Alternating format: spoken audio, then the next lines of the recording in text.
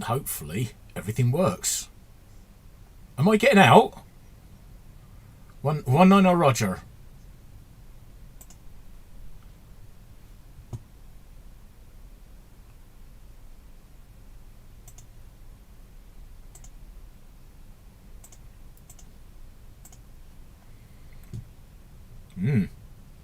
Hopefully this is working anyway.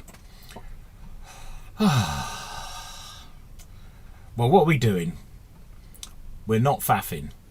We are faffing. We're chatting and faffing. Because, yeah, that's what we have to do. But, yeah, so good afternoon, everybody. Just sitting here, thought I'd take over Graham's slot for a bit. Because he's obviously busy doing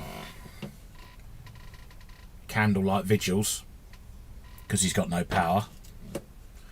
So what can we say? Well, let's do this super duper chat thing and introduce myself as the pink-haired nutter. Well, this week anyway. But yeah, it's all good. It's all good. Now I'm trying to figure out how to use this software because I've only just rushed it together and I need to try and figure out how to get it onto my main screen so I can watch the chat without looking stupid. Alright, no, so I can just watch the chat. Let's face it, I'm stupid. Let me put a link out just to make sure.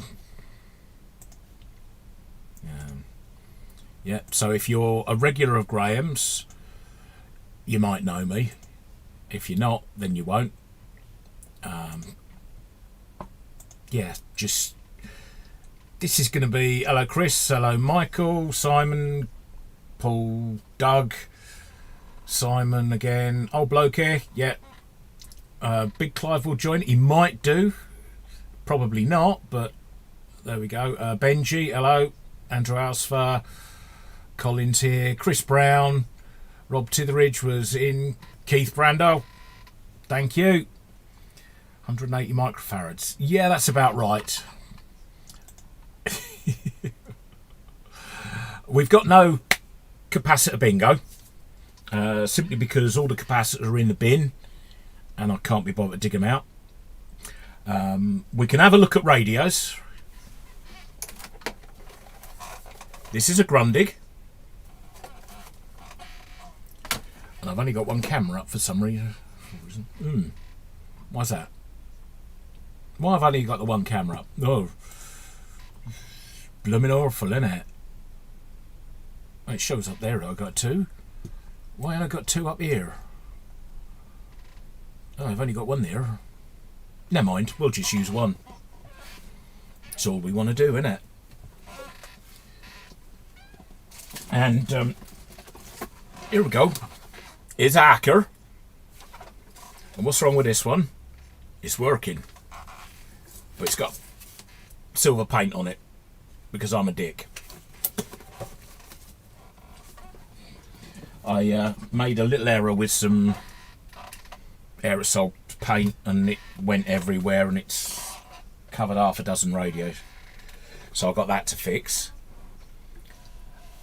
What else is there? Oh, blimey. Thank you very much, Mr. Spires. My first super chat. Now, if anybody wants to donate to the channel, it's not free, you know. I have to pay vast amounts of money for this. Look, it even comes up on a screen. Oh dear, Simon Spires donated. Why isn't it working from there, though? Very strange. But, yeah. Oh, yeah, I've got both cameras up. Oh. Never mind. Who else is coming? Andrew's here, Simon's here, Benji's here. Got no audio here. Oh, you're on a call. Okay, Benji. You know, by all means, you know, carry a conversation. We don't mind. We're going to be here for hours because Graham does. Now, has anybody got any radio subjects we want to talk about? 100 ohms? 100 ohms? I might have a couple. Well, I've only got 1 ohm, and I live in it. Thank you very much, Simon. Anyway, you can also visit my Patreon, and if you go there, you can see this stream 3 days ago. But I thought that might be useful. It's patreon.com.George what's it. I wonder what Neris Hughes. I don't know. Is she still Nurse? What's her name? Was it Heartbeat? Don't know. I haven't seen any of them for a long time. I did listen to the original song though, by Caravan. The original Heartbeat tune. Yeah, where they nicked it from. Because obviously that's what we do. Yeah, as you can see, the workshop's a complete mess. We've got boxes and signal millivolt meters. A bit like Graham's one, but newer. There's a Sovereign on the bench with some weight on it because it's glue in it.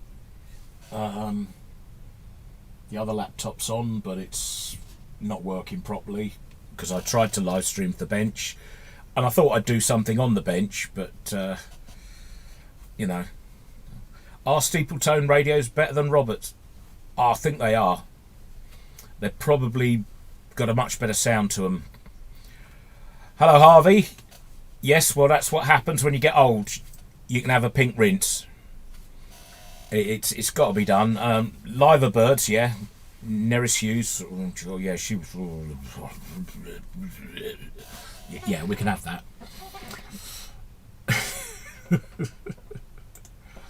Oh dear. Just trying to get my other settings up so I can see my own chat properly. No, add a stream marker, no. Share it, no. I could open it in that actually. That might work. Oh, no. Wrong button. Share. Copy the link. Let me just click on that. And then we're going to go somewhere. Pose. And now I can open my own stream.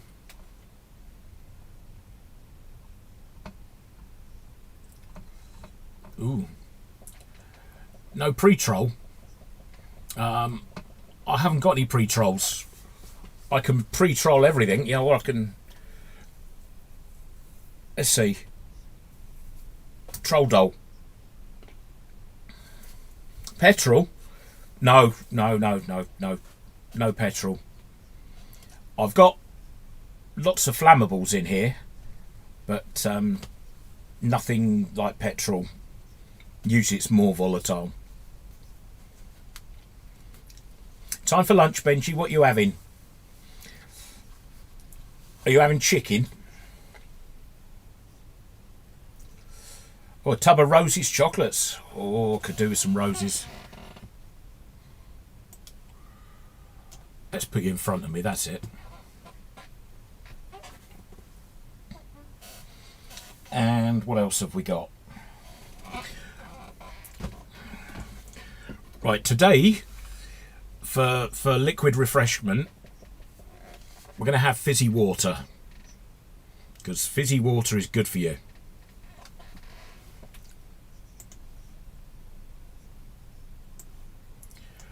And because I'm an animal, I drink out the bottle.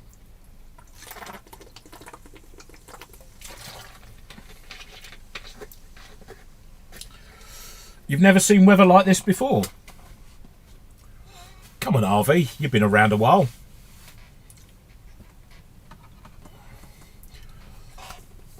What's my favourite item of test gear? Oh, it's hard. Is it my Roden Schwartz sweep generator, or is it the comms test set, or is it the what could it be? Could it be the audio generator from Roden Schwartz, or could it be the Marconi signal generator? the 2955. The Hewlett Packard meter thing, or my brand new Rigel scope. Yeah, brand new Rigel scope.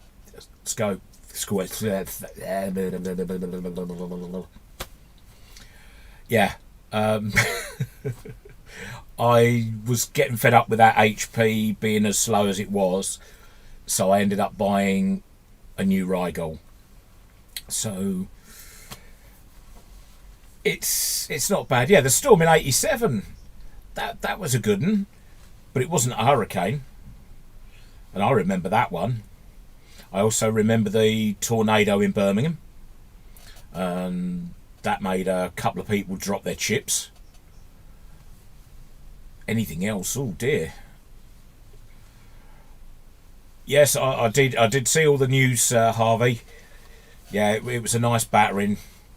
My mum and dad said everything was fine though, because they're in North London still. So, you like your Tracer record amplifier?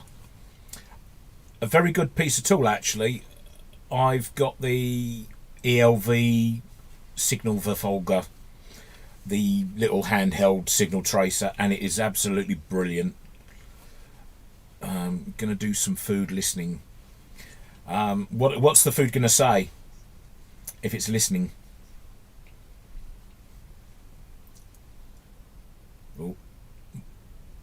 I'm still getting used to the delay, because my screen is showing me talking, and then it sort of comes up on the other monitor a little bit later, and I'm sort of, I think there's about 10 or 15 seconds between it.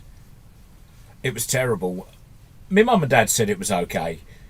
You know, they've been around a little while, and they've said it's been a bit blowy, but North London wasn't too bad. You felt your house shake? Oh, that was only me farting.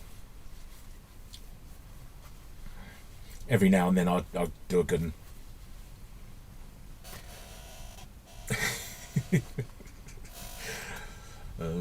So what else has been happening to everybody else apart from Harvey getting blown about in the storm? Did anything fall on the cars in the street, Harvey?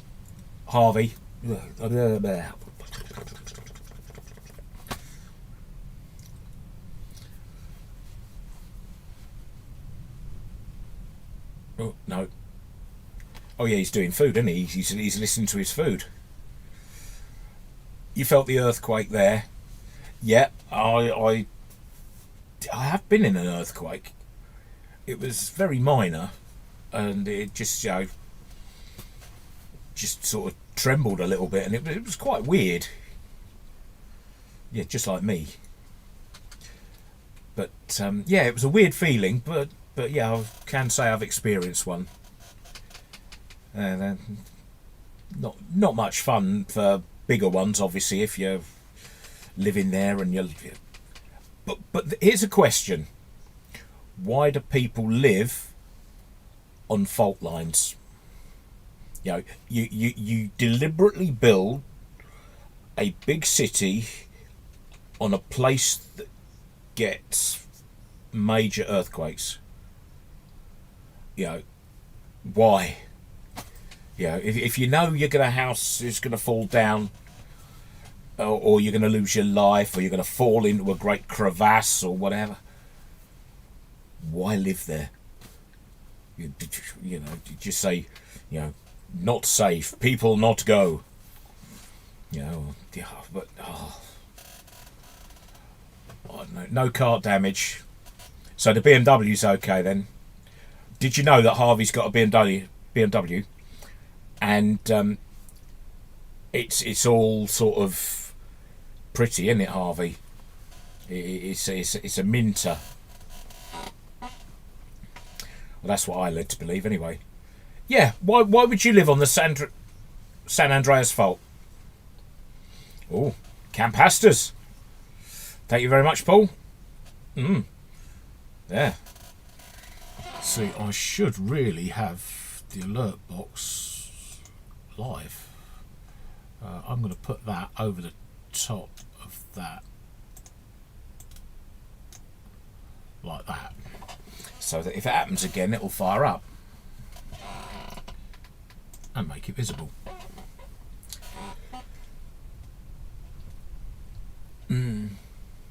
Used to have to drill in the HP factory in Palo Alto. Worked for a couple of years. Yeah, just why is there all sort of people living there? Hello, Mike. Racing Dean, my pink half of the drain pipe separates. Ah, well, I've got a drain pipe that's come out of the guttering on the front of the house. It's just swung round in the wind, so I'm going to be going up a ladder sometime in the next few days. Just put that back in, and while I'm there, I might even put an aerial up so that I can actually listen to radios and things. This room is actually a very good Faraday cage. It's awful. See you later, Harvey.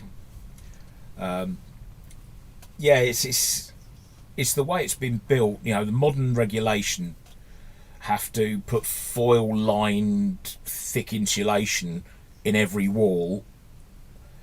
How do you do the super chat? Yeah, down at the bottom, Chris, you'll see the dollar sign underneath the chat. Because of course, you know, none of this is free. You know, we all have to pay for YouTube. Yeah, it doesn't make sense, does it, Keith? You know, live in a fault line. You know, it's... Yeah. Yeah, where was I? Not even your empty bins I fell over. Ooh. Oh, you're lucky then. My bin's on a speed awareness course. But, yeah, where were we? Oh, yeah, earthquakes. No, we've done the earthquakes. Plastic drain pipes, yeah. Aerials. Faraday cage. Yeah, the modern regulations say you've got to have this insulation in the walls. And because it's foil lined, it basically stops any radio signal coming in. And you should have, between the emojis, Chris, and the little sort of bar chart thing, just under where you type your name. Hello there, Darindu from Sri Lanka. Nice to have you aboard. Hi, Bob. Yeah, we all know Bob. Yeah, it should be there, Chris. Yeah, where you type in your chat, at the bottom it says dollar between the facey smiley thing and the bar chart.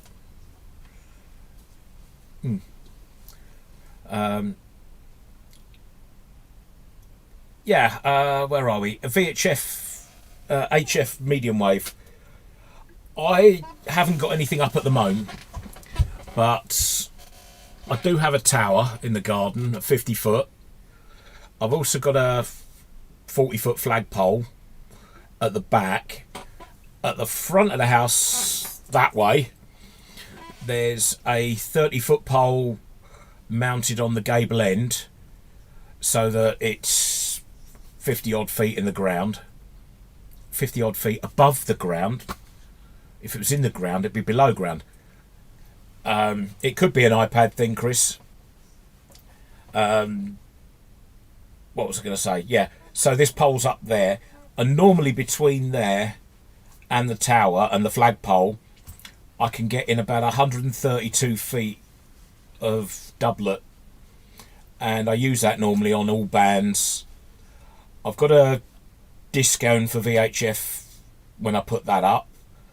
I've also got a 10 metre vertical, 5/8 wave vertical, which has got to go up. I've also got, what else have I got? Folded dipoles for 50 megs, 70 megs. Haven't bothered with 2 meters. What else? I've got a whole slew of stuff that I've got to put back onto the house. I've also got to run new cables, and I've got to run. I am indeed British, Danny. New cables to the tower, reserviced the what you call it, rotator, the spinny thing, because there's a 6-element beam on top of the tower for some of the HF bands. And yes, like others, I am a radio amateur. I do have a UK call sign, G0JKZ, but you don't often hear me on air because I haven't got any aerials up. And yeah, I did go through a phase of building a lot of stuff, but it's waned a little bit because of this radio lark, fixing all these hacker radios, the most superior sound, and anything else to get my hands on really. I do like playing with the disco lights still and making silly sounds. I've been watching a lot of TikTok recently. I have made a few of my own, but they're mostly guinea pig ones, so probably not what everybody here would like. Could be a Yorkshire thing. There's still have 405 line too. In fact, one of my neighbours still has the 405 line aerial up.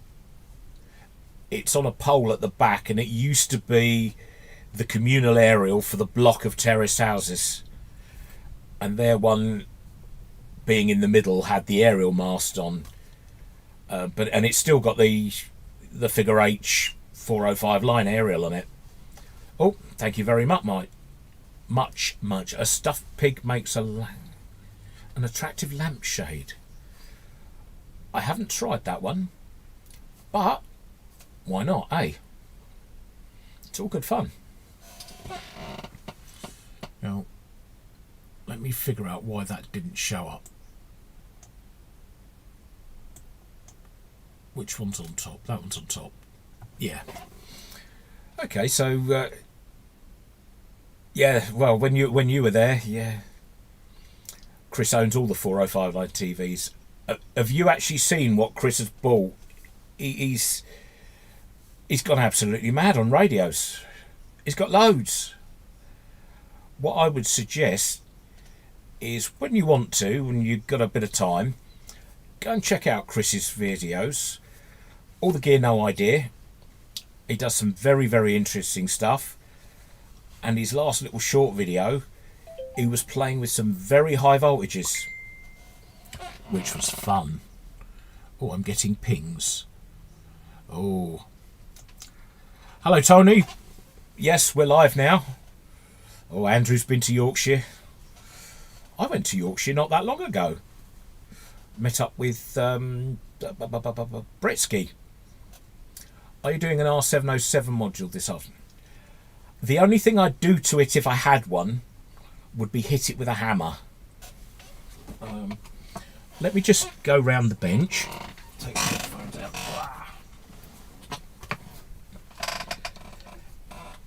And I have here a special tool. My Roberts Radio mogul fixer. And what you do is you get the Roberts radio and you pick it up and you hit it a few times and it works. Gets rid of the problem instantly. Hey, no problem, Chris. In fact, there's quite a few people here that have got channels. Tony Albus does a lot of test gear. Very good, very interesting. Especially if you like sort of older test gear and some of the more modern stuff. It's very interesting. Those multimeters that he did recently were absolutely brilliant. You know, they look really nice. Who else is here? Andrew Alsfer, he's got a channel. Even Benji's got a channel. You know, the Happy Little Fox. He's got his any orange. No, I don't have any orange. The wife has some squash in the kitchen, but the nearest thing I've got to orange is one of my 3D printed ghosts. There you go. A little orange ghost.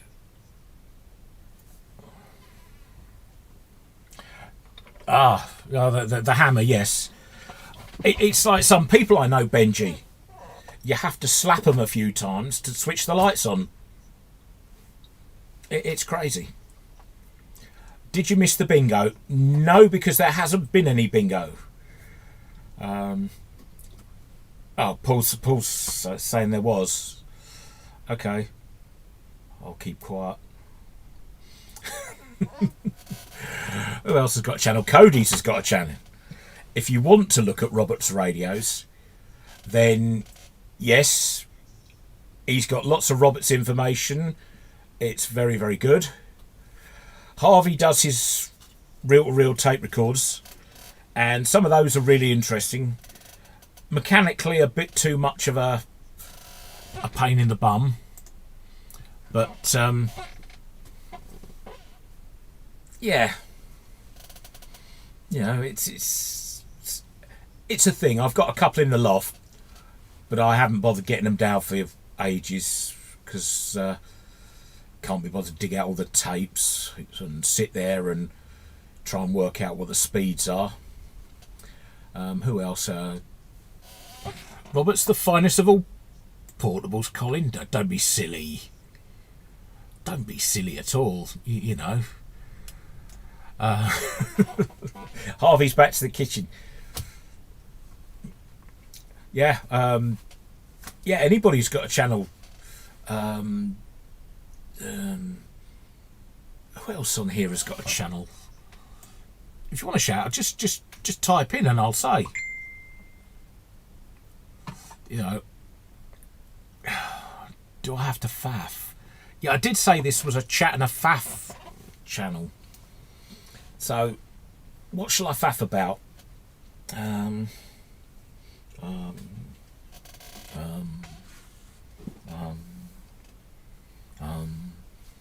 Was that enough faffing, or shall I faff some more?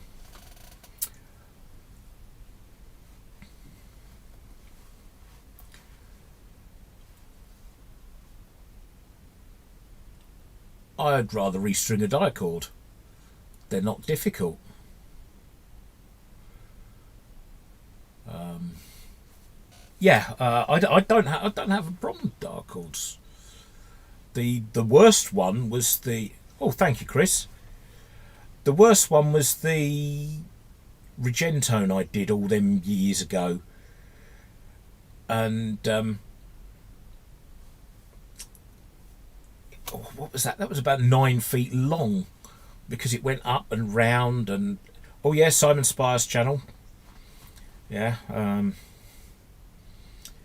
it went round and round, and because it was on a hinged arrangement at the front, it had to go round different pulleys, and it was just a thing really, and it was just awkward.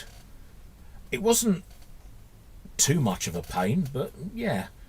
And having all my teeth pulled out, there's not many left, because I was a naughty boy and I like my sweeties, hence the belly. Yeah, dicords, yeah, they're just they're a thing, aren't they? You know, you either love them or hate them. Yeah, Simon Spire's channel, he's done some very interesting stuff. It's sort of a cross between electronics and motorbikes and cars, and it's great. B&Q sliding glass doors. Why would they have a cord in them? They're electric doors. Yeah, Simon is ancient. Half your motor snapped in half last week. Oh, your molar. Yeah, my glasses. In Genesis. Yes, it was actually. On the 8th day, God created Simon Spires and, yeah, started a YouTube channel. You got your fire going. That's all right, Benji. Got to stay warm. I could do the obvious one, couldn't I? Hasn't the weather been terrible? We had a little bit of a storm recently in the UK, and that's why Cruncher's not around. He's got no power. Oh, Derek. Graham, and yeah, just in time for that. Graham is suffering from a power outage because the storm has taken out quite a bit down that sound of... My sound's gone off. Has it?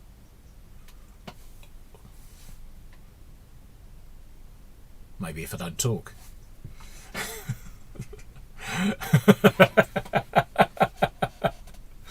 Yeah, Graham's got no power. He's training there. It's raining. Hold on. Take the glasses off. See if I can clean the lenses and read properly.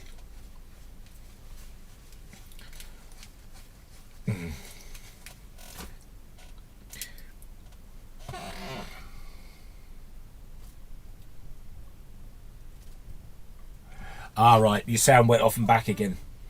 It's probably the storm. Yeah, you were okay there, weren't you, Mike? Yeah, Graham really got hit hard. I think he's lost his fence. You remember when he put those dodgy bits of metal to hold it up the last time?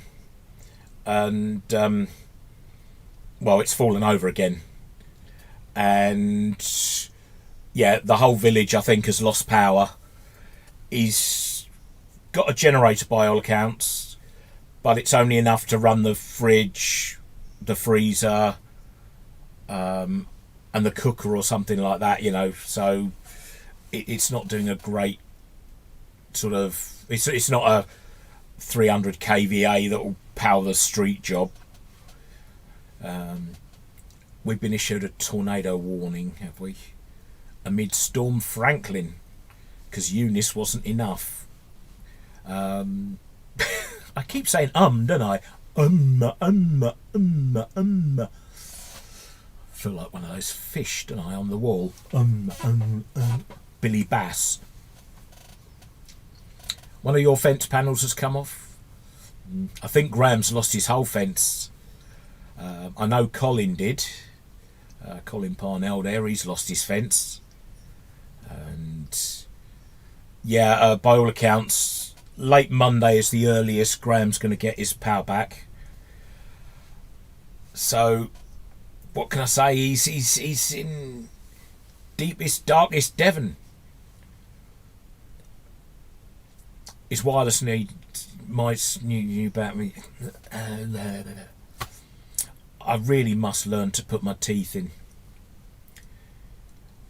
Greta, was she right? It was just a little bit of wind. Okay, London had a bit of a blowjob. But so what? Yeah, see, Tony lost his mind. I haven't had a mind. Not since 1970 something. Yes, no, the London Dome, the Millennium Dome, has got no roof on it now. And I hope they fix it in time for a concert that I'm going to in October or November. He's got lots of battery radios. Yeah, Graham has, yeah. Has he got lots of batteries? Yeah, Tundberg. Was she right? Yeah, I bet she's going to be running around saying, "You should have listened to me." I don't know her that well, so I can't say I hate her. I just think, go back to school, find a boyfriend. You'll soon grow out of it when you join the real world. But never mind. Yeah, my mind and my body went a long time ago. Yes. Would you believe it? I used to be fit and strong and healthy, and I used to be a gym rat. Terrible. Just thinking about it, all those weightliftings and things like that. Never mind. Yeah, so London got blown over, Devon got blown over, Isle of Wight got absolutely blown out into the North Sea. It's not in the Channel anymore. Scotland got a bit of snow. Even Cody's got a bit of snow yesterday. He had to walk home. He couldn't drive. He had to walk home. Yeah, I don't know. Yeah, if you want to messenger Graham, he can just about get some sort of signal, and he'll be fine. But obviously, he hasn't got bandwidth for streaming and things. Metabolism. Yeah, I haven't had one of them for ages. It went a long time ago. Acne? What, you've got acne? Ah. Well, you know, Harvey, that comes from all those pills. You know, the old any bollocks steroids. That's what I found anyway. Chris, yeah, what's the best FET to use in your probe?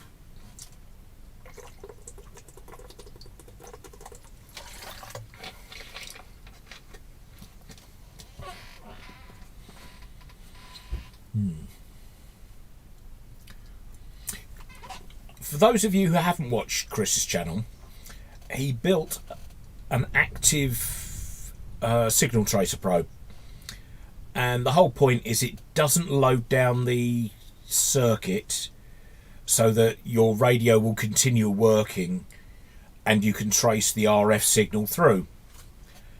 And the circuit diagrams are all on the video he did, as well as downloadable. And anybody that wants to build it, go and watch Chris's video and he'll explain all of it. Acne, yes, I know acne. Tried to blow it up once. MPF 102 NEVHF JFET, yeah.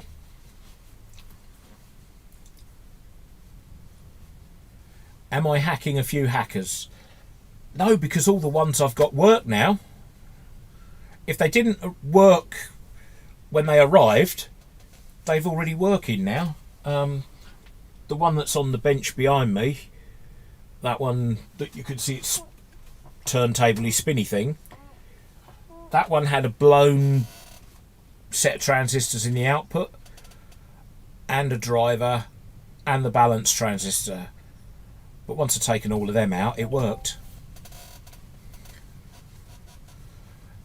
Change the bypass capacitor for a ceramic. That would make sense.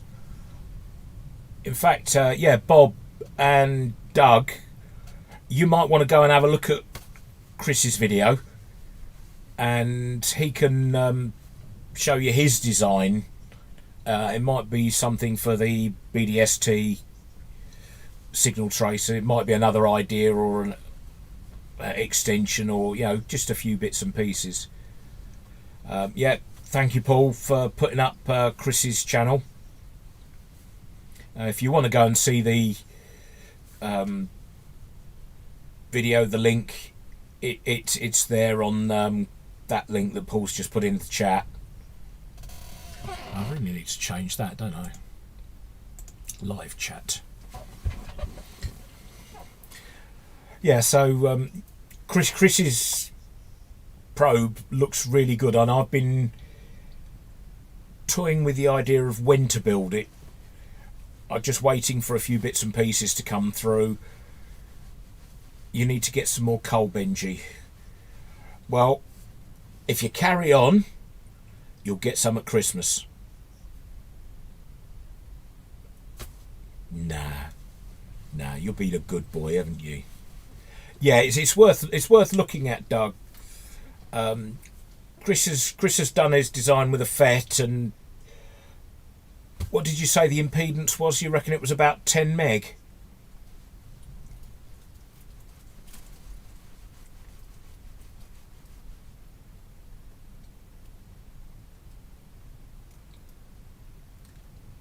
Just waiting for the chat to catch up.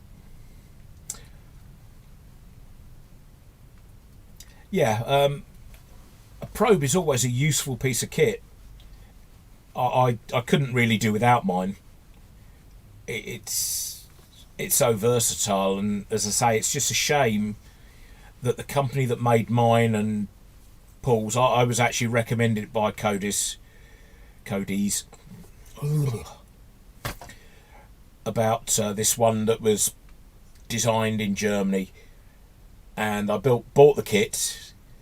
I had to get a friend of mine in Germany to buy it and then send it to me, so it made it quite expensive. I think it was about £50 all in, with the express shipping to the UK and the internal Germany shipping. And radio test gear show and tell. It's there on the bench behind me. You can't see it. I'd have to move the camera. I accidentally used the dog shampoo now. I feel like such a good boy. Yeah, I did see Don's one, Doug. And that was quite an interesting time too. I really, a signal tracer is sort of a primary bit of test kit. Let me get mine, if I can reach it. What you can't see is the 15 tons of radios that are on my floor at the moment.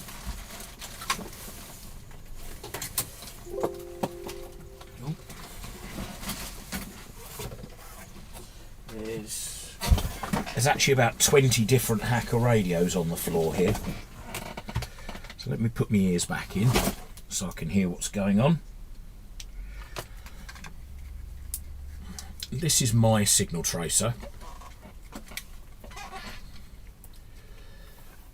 And no speaker, 3.5mm jack, little earpiece, volume control on the top, power button, and if I do that again,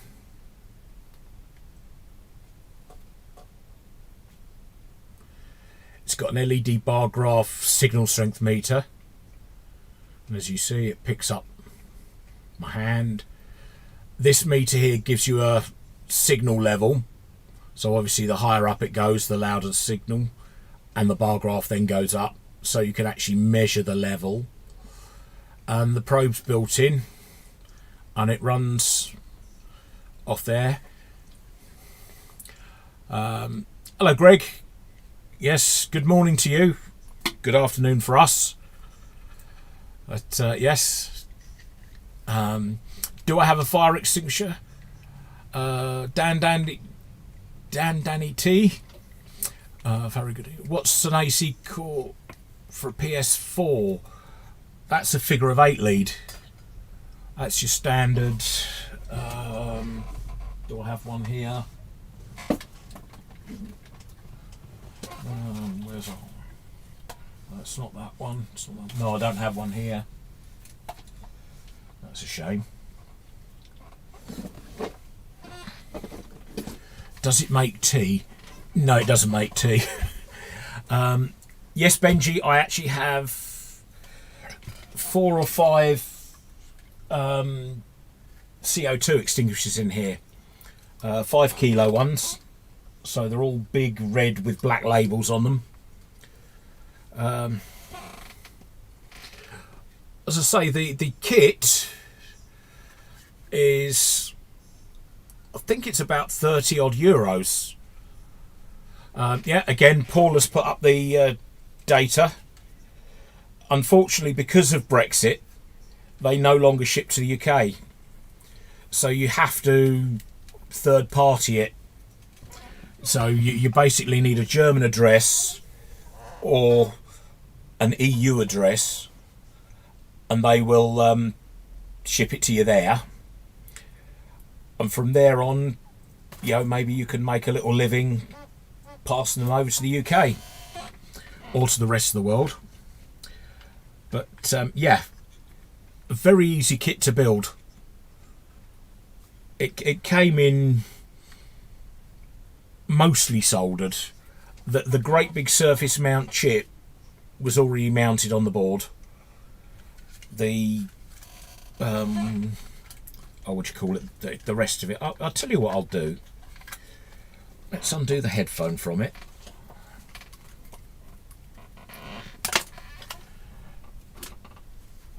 Will that fit in? No.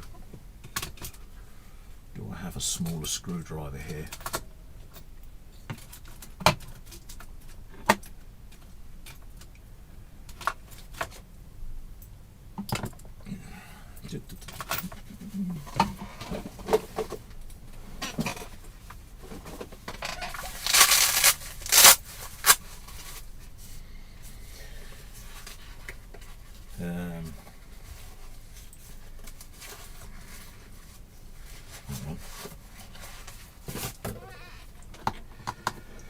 Let's take out the screws.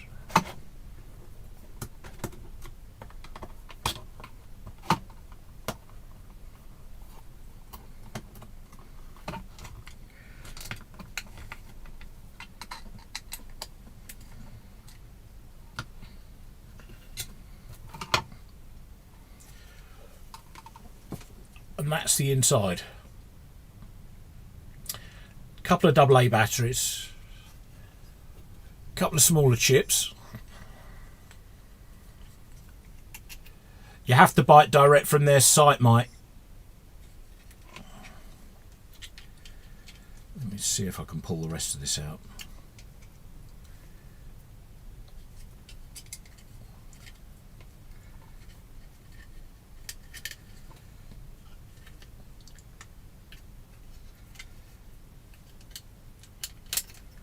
Go.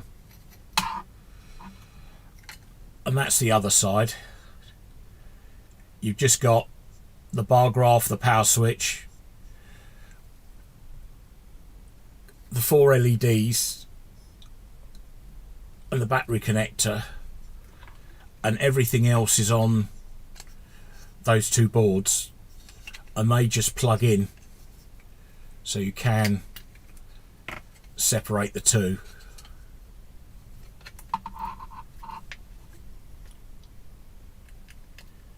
If I can see properly, I can put them back together.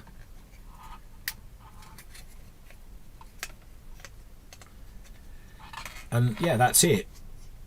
It just slots in. As I say, you only got a couple of things that you have to solder yourself. Most of it's pre-built. And then it comes with a case.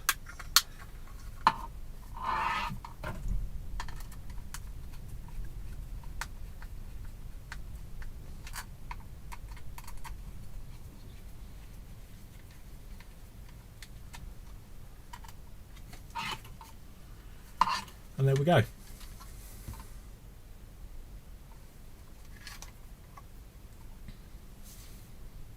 So that's my signal tracer. Hello, Nick.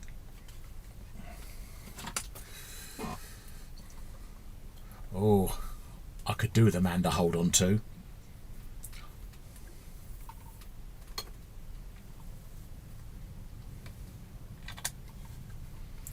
Hello, Luigi. Nice to have everybody aboard. I know it's not a replacement for Graham, it's just a stand-in.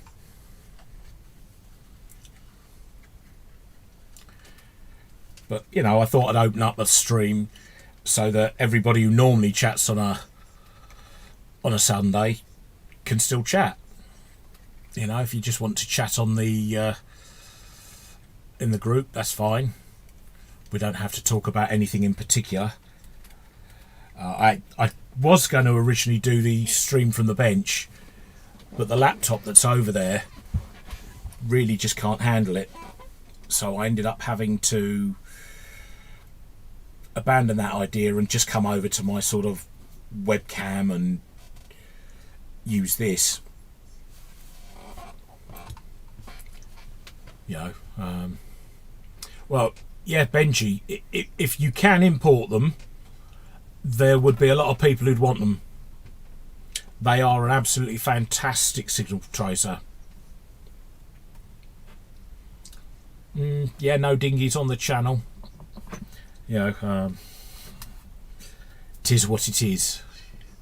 It's a bit wet and blowy out there.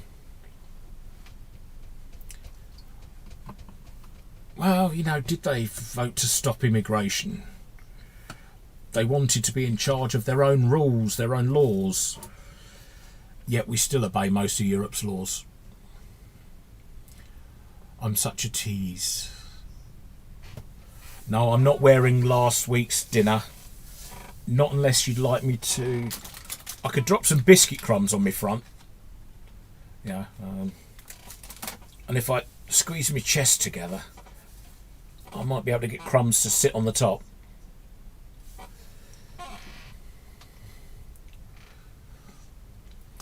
Oh, yeah, thanks, Greg. Yeah, I know Graham couldn't be on tonight, or today, and he would have been if he could, but because he can't, I'm here. You have to put up with me.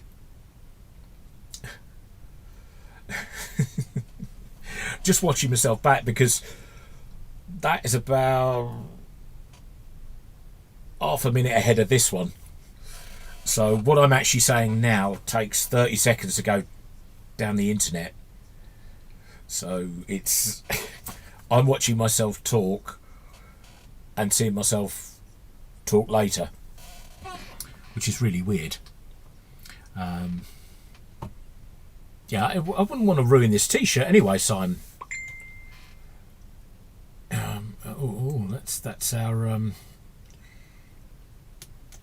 That's our Dom. Ping on the app. Yeah. Yes, hi folks. I haven't seen anything from Andy lately. Andy's Vintage Audio Repairs. I think that's his channel name. I haven't watched his for a while. I haven't seen much from him. I know he's been playing with that. Hello, Timothy Cant. I know he's been playing with that record cutter. That looks like an interesting piece of kit. Tell us about the experience of buying the new scope versus old test gear and it going wrong. Yes. The HP scope that I used in that swept alignment video, video, was, yep, see you later, Steve, was a little bit slow. And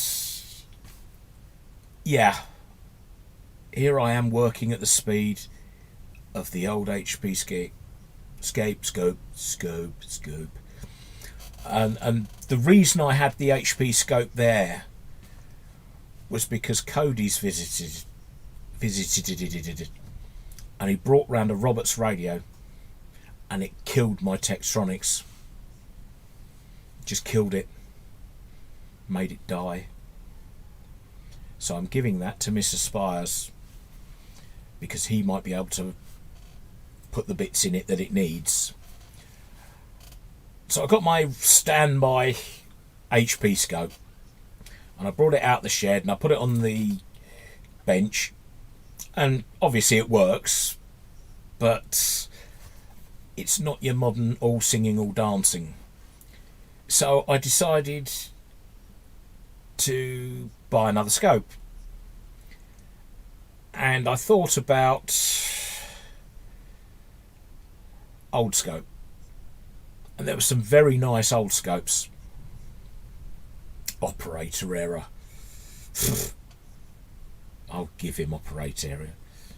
Yeah. I thought about old scopes and buying a new scope, and on talking with various people, and including Chris, all the gear, I decided to go the route that sort of Chris suggested, which was to buy a new scope. Simply because if I went for another old piece of kit, how long would it last? When you're paying £200-400 for a 40-year-old piece of kit, you want it to last. Oh, STW. Simon Spires is getting a bit rude. And versus the new one. The new one, obviously, over here we get a 12-month warranty by law. We also get whatever a manufacturer's extended that we get. And we're buying current technology rather than old stuff. And it's the same price. So I bought a new one. And I'm glad I did. You know, that's it, you know, like Chris says, you get to the price point and you buy new and have the warranty. My signal maker decided to die. And again, not a cheap piece of kit. It was very, very galling, really, because I'd spent a few £100 on it and it just wouldn't boot up. I was getting power, screen would be flashing, it was just not. So I took it to pieces and I ended up pulling out every single cap on the power supply board, testing them and putting them back, and soldered them up, and it's working again. Now, this is probably a leaded solder thing. You know, putting in fresh solder probably cured a dry joint. You know, unleaded solder that was on the board, not very good. Put leaded on, it's working. So, yeah, and I'm glad, because I really didn't want to go out and buy another SIGGEN. You know, they're not cheap pieces of kit, especially not ones that cover the sort of bandwidth that my one does. No, I haven't got the analoscope. You missed out the O, Simon. That one is the snap-on thing. If you looked on the name, it was Anal O Scope with the snap-on logo in the O. I did frighten the PSU. It really didn't want to play ball, but it's everything else was surface mounted. You know, you just look at it and it would have been somewhere between nigh on impossible and very expensive for me to fix it, or for somebody else to fix it. So I just thought, do what I'm familiar with, power supply board.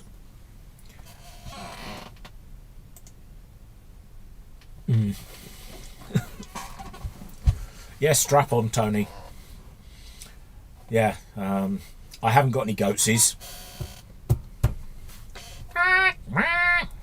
Whatever. Hello, Pam. Yes, I'm just doing a impromptu sort of chatting live stream. I don't know. Did you remember the blue Pam, or the green? Well, yeah.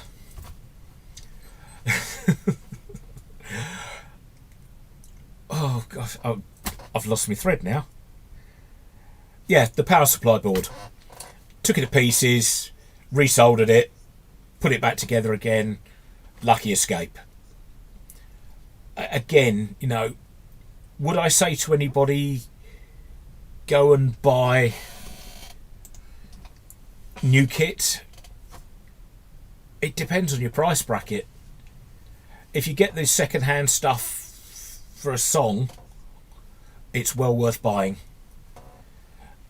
When it gets to the price point, you know, those signal generators that I've got on eBay are going for around about £1,000, and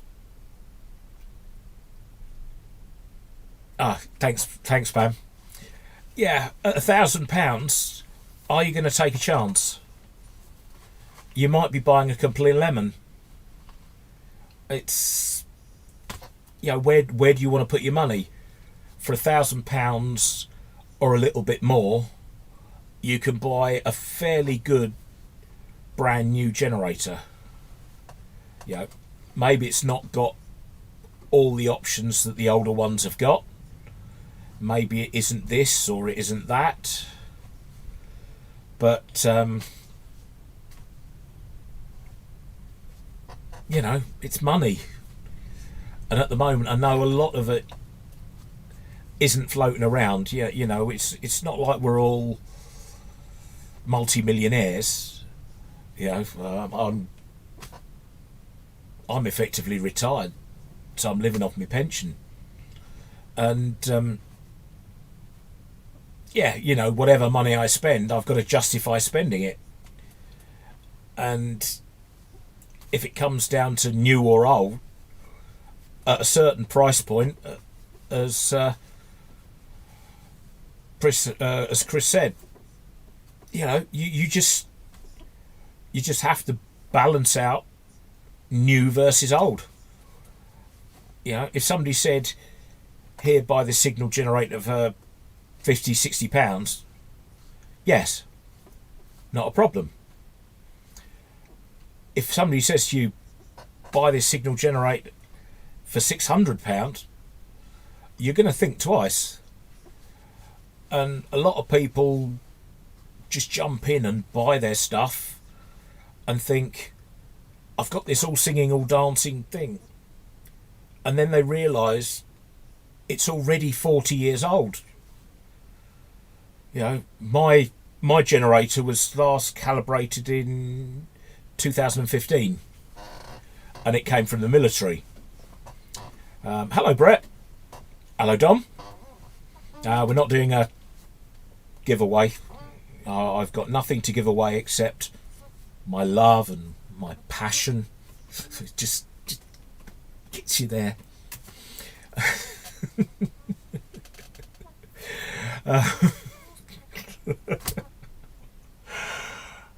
I'm not a barber, you know.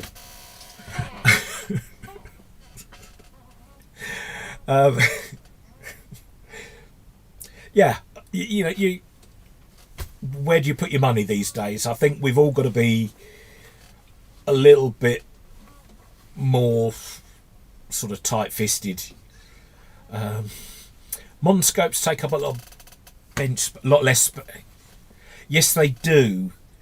And the biggest problem I found, Andrew, was it was too light. You push a button and it wants to slide. So I ended up having to put some of that anti-skid mad mat, you know, whatever it is, you know, that sort of stuff you buy from the Poundland. What signal generator would I recommend? What are you planning to do? That's the problem, Ben. I could tell you to go out and buy a top of the range, this, that or the other, and you won't need it.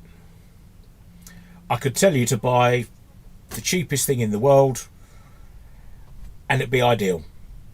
On the other hand, it might not be suitable for what you're trying to do.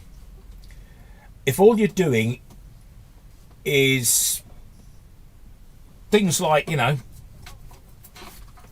vintage radios, you know,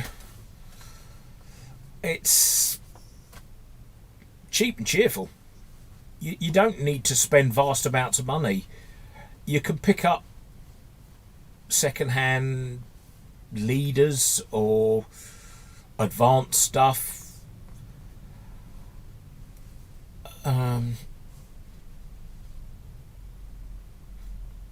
trying to think of other brands. Anything, but don't, whatever you do, don't pay more than between £50 and £100. You know, that would be outside the limits, really. For example, Colin Parnell, who's on the chat here, he was on eBay and he picked up a lovely, absolutely gorgeous Ray Dana, and it does everything you could ever need. When that was new, that was probably in the region of between £5,000 and £6,000. You know, it's an old piece of kit now, and he got an absolute bargain. You know, yeah, you could do what I do, and you buy the IFR on there.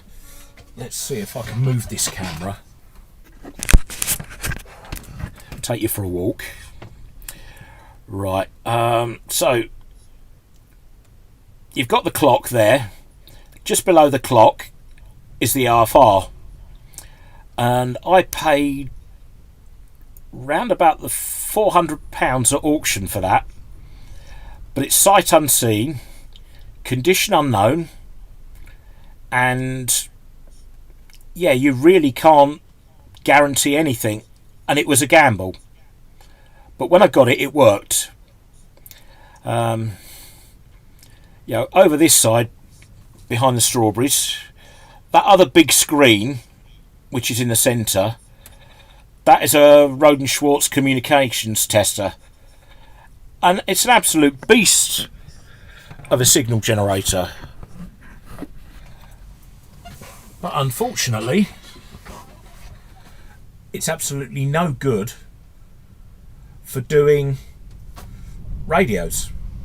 It's great for doing VHF, it's great for doing UHF, it's great for doing cell phones, it's great for doing satellite systems, but it doesn't go down low enough to do a VHF radio, to do a medium wave radio.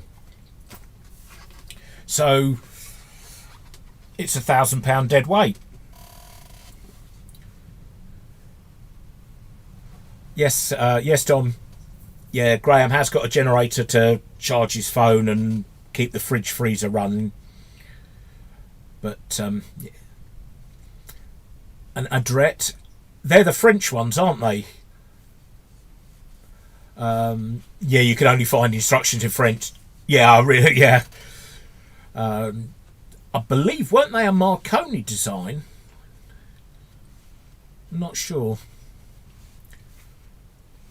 The Rigol, yeah. So 1,694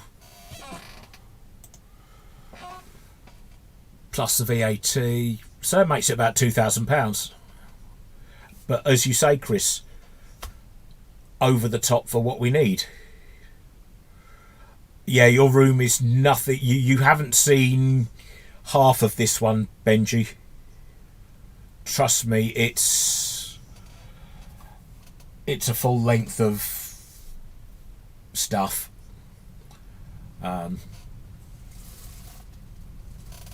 Yeah, so I actually zoomed the camera in to minimise the state of the room, because I've slowly filled it and filled it and filled it and filled it even more. Yes. Yeah, so signal generators, you could pay a lot of money. It is indeed. It's my little domain of quietness or loudness. Yeah, it's where I spend most of my time, to be quite honest. Can I see the floor covering? Over there I can. At the moment down here,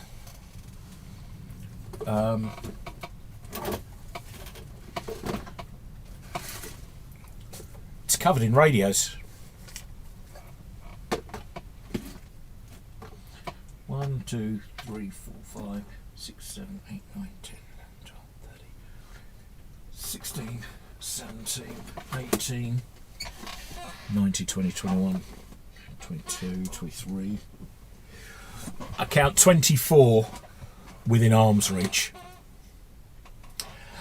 That is the Marconi audio meter. Yes, underneath the box of other stuff. And that is the same as what Graham has, but that is the C version, the newer version. You can pick these up very, very cheaply. It might upset Simon Spires, but I only paid about £16 for that. They're going for anywhere up to £100. I know Simon paid nearer the top end, but see you later, Doug. Nice to have you on the chat, and hopefully it's been a little bit interesting and you've got a few pointers to look at.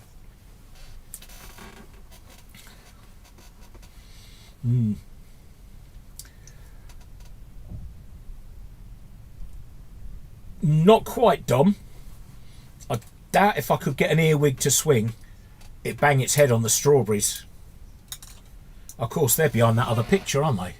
I'll tell you what. Oh, no. I want that one. No, I don't. I want that one. No. It's me down there.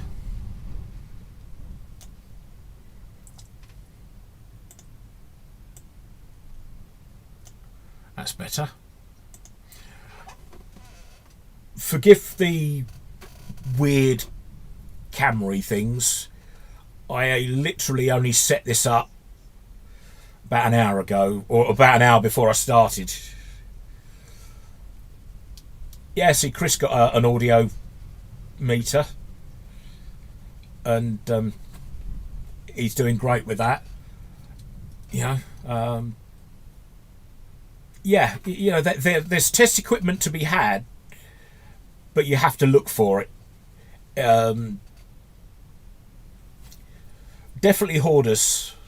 You haven't seen my shed, Harvey. It's let me see. I think the current count is 107 hackers,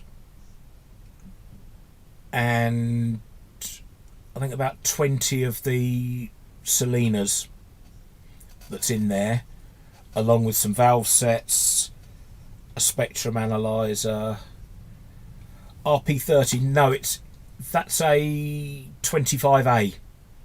It's a Sovereign 25A.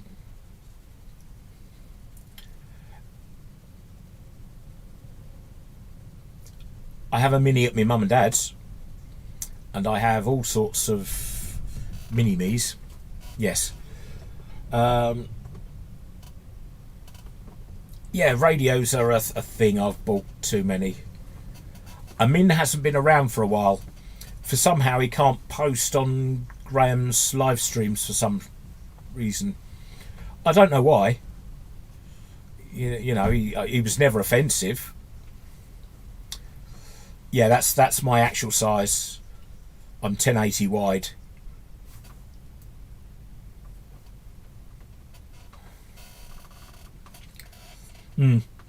Definitely, Benji.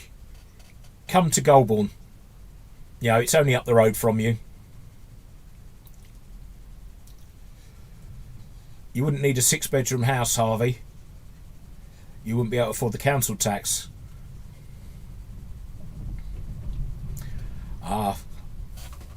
And in fact, RP30s, that's a 37. That's a black 30. And that one came from eBay a few days ago. And what was the problem with this one? This one had capacitor issue on the amp board. Let's see, the rest of it inside is pretty much original. There's rust on the hinge, but everything else is just right. The radio section was all working. AF117s, only one of them was faulty, so I only changed the one. Didn't need to do anything else. There's no point in flashing transistors if there's no shorts, because there's nothing to flash. You know, the flash only happens on short circuits, so that doesn't work. We got this the other day. It's a Black Knight, and again, what's the fault on this one? Everything's working except the on-off switch. It's just, this is something I just do. I put the serial number, the type of radio, and its condition of status. You know, so in this case it's working, faulty on-off switch. Because I've got so many, I need to sort of keep some track of what's been done and what's not been done. I've got quite a few, Greg. I think there's a 35 there, there's a 37 there. Yeah, I keep picking up this red one. This one has been abused somewhat. That's the back grille, which is not right. And somebody has put a screw in the side to put a non-standard aerial bracket in, because the original aerial was broken. Unfortunately, they didn't use the P-clip because the bracket, the riveted on bracket, is broken off. So they've drilled the case. Now the actual radio is working, but the cabinet is in a sorry state, which is a bit of a shame, because I actually like the red ones. Remember in the stream earlier I said about the silver paint? This is one of them that got splattered.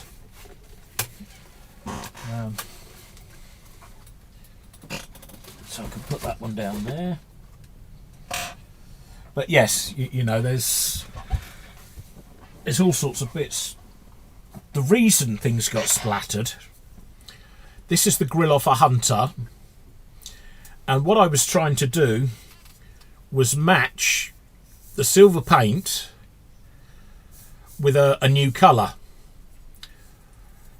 and the Volkswagen paint worked fine. I squirted the Mazda one and it came out as a jet. The minute it hit this, it splattered all over the radios. So I'm the idiot and I sprayed in the wrong place. Now, of the two, is this it? Now that it's dried,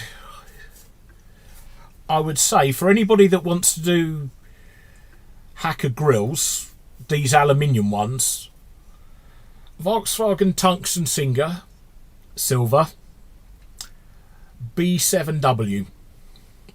That's the closest I've found. So there we go. You can buy that in your motor spare shops. Sean likes red ones. Splatternotastic. Yes, it is a shame, but it will just rub off. The only one I might have a problem with is I've got a Sovereign 4. No, sorry, a Super Sovereign, which got splattered. The problem with those is you can't put any solvent on the top panel because the print all comes off. So I'm just going to have to rub it gently with my fingernail and hope it comes off. Yes, Greg, I have been kicking myself. You know, the weather has not been outdoor weather. You know, we had that stupid storm. It's fixable. Exactly. You know, I'm not panicking about it, but I had nice radios and now I've ruined them, and the whole point of me having them is to make them nice and working. And so I was kicking myself. I was kicking myself completely. Just gonna have another drink. Water, yeah.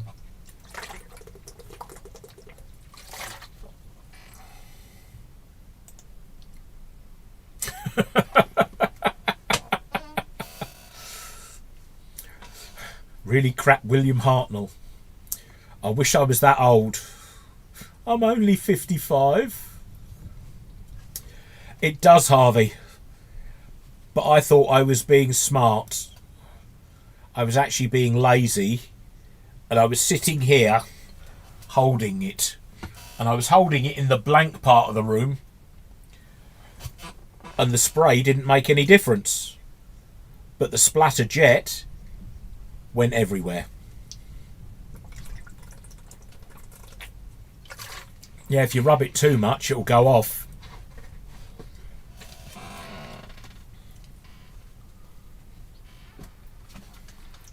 That only happens to Roberts, Paul. When you put a Hacker radio next to a Roberts, the Roberts gets an inferiority complex.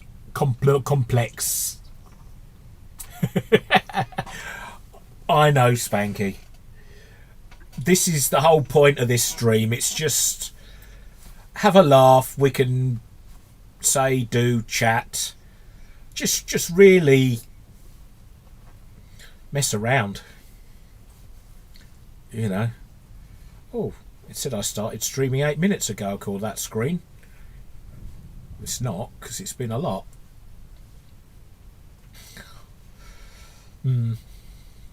Yeah, Robert's next to a scope. Kills Tektronix. You know, because they're just not to be trusted. You know. If you put a Hacker in front of your door, it stays open. Or shut. Because there's some solid wood there. Not that MDF they use on Roberts.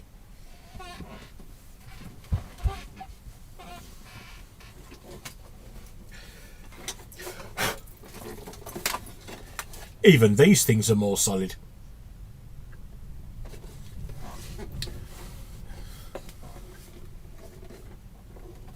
It was a 505, Brett.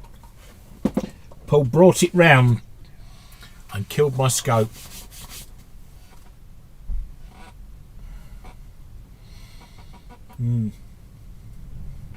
Hackers are easier to fix. They can be. It's only because Roberts couldn't design a radio properly and put the module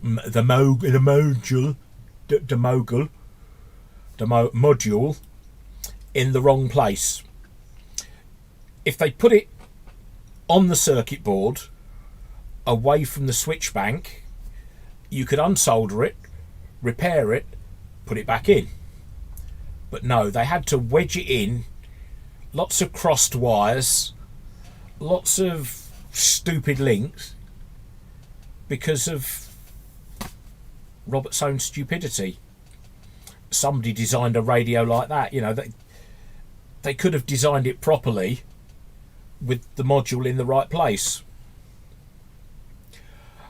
Yes, we did, Theo. The aerial was down. I haven't spoken to the lady yet.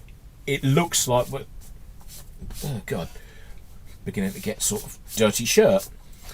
I haven't spoken to the lady yet, but it probably means we're going to cut it up. Yeah, Robert's float, because MDF is so light and the speakers are so small and tinny. But at least Hacker's solid radios. You know, you could make a life raft out of those teak cheeks. There's enough wood in there. Not only the 707, Brett. 606. Horrible things. Thank you, Doug.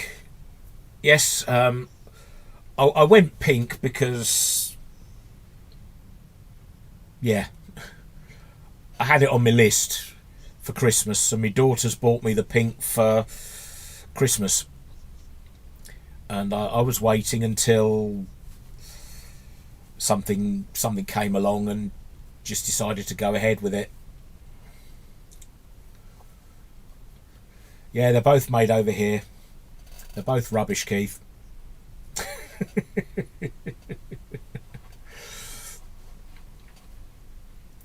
Yeah, the hair. You know, I'm growing old disgracefully. You do, because again, the solid wood pull. That MDF, poof, just gone. You know, whereas proper teak cheeks on a proper plywood chassis. Oh, none of this 5-minute burn. And the 600, yeah. No, this is not the Cruncher live stream. Not unless you want to start tight like that. Well, you can talk like that if you want. I went pink because I wanted to. It's right. It's right. Have I got a book of Pam Harris poems here? Let me have a look. A minute.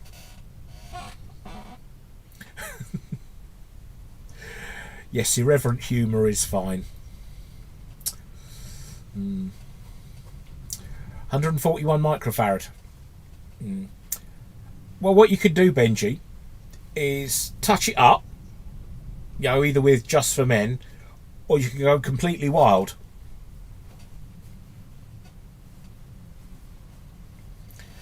Yeah, there's also many a bad 600 being thrown out.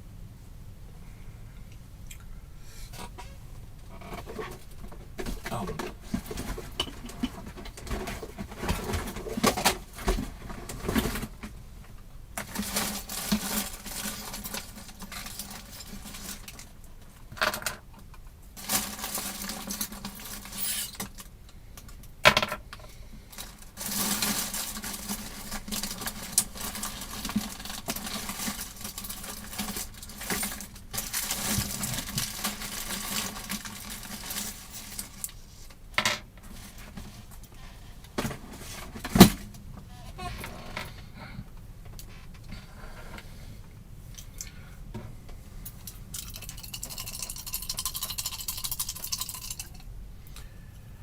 Eyes down for your first number. 300 microfarads. Or not. Or not. I picked some out the bin. I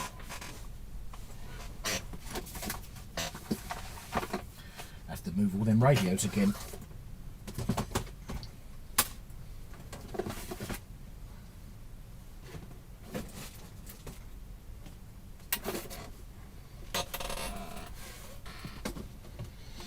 Chair.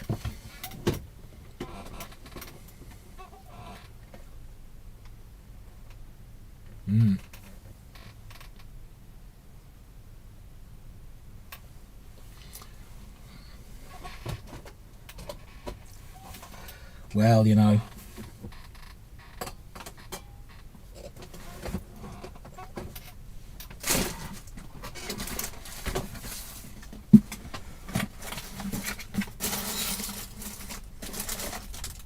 Oh, look. A piece of shit came out the bin.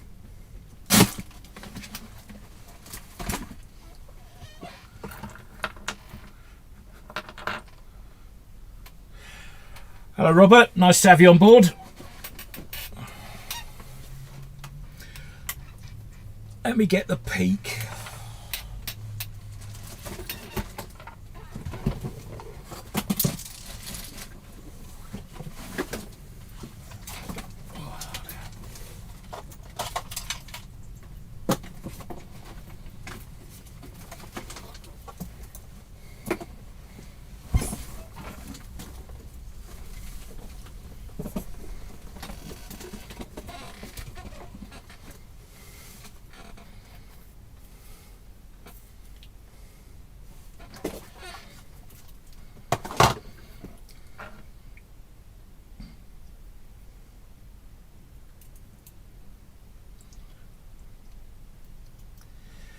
Right, what are we doing here?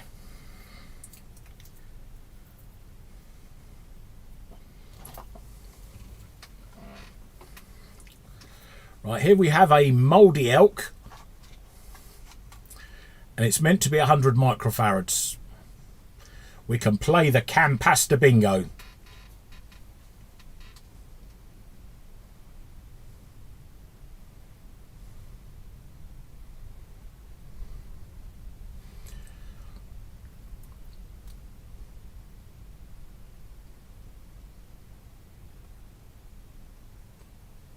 Meter refreshing.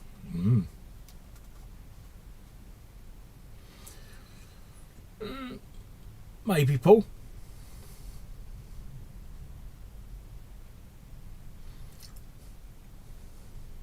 See if I can get this in screen. Any more for any more? So it's meant to be 100, and it's an elk mould.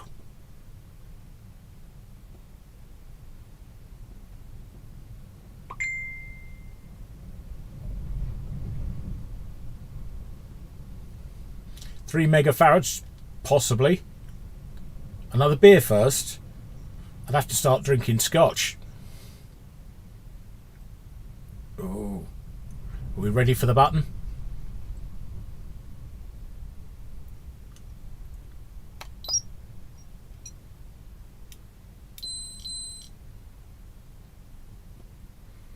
There we go. 199. So where are we gone? 150. Just scroll back through the chat. 247, 250, 168. Timothy at 170. Cody's at 210. Is the nearest so far. Okay. Well, that one can go back in the bin.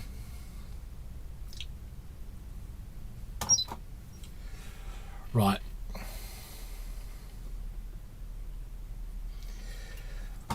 This one, another elk mould, a 300 microfarad.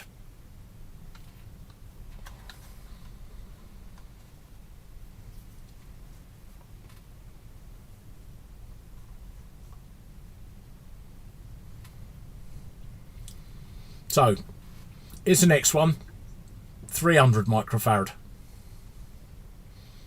Paul reckons 300.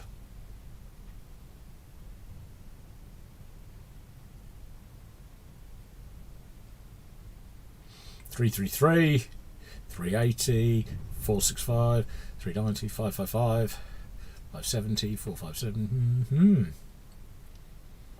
399, 3340. That's a big one. 420, 410. 495, 449, 449. Any more for any more? 439, 680, 340. Couple more seconds. Let's see if this will work.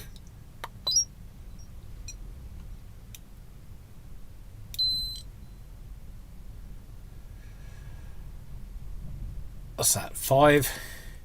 No, 6, 6, 3.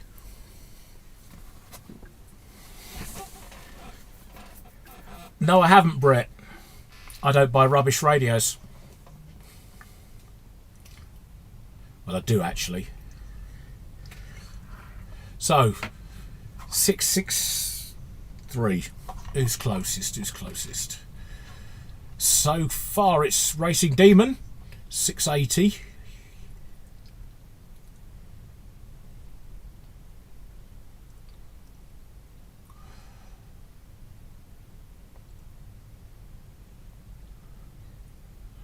Yeah, I think it is. I think it is Mike.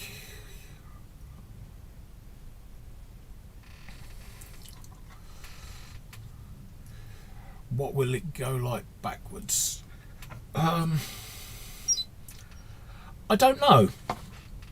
The thing with these is they're only sealed at one end. That end is a solid sort of moulding with a plug in the bottom, whereas that's the rubber bung. Now, it's a tempting one.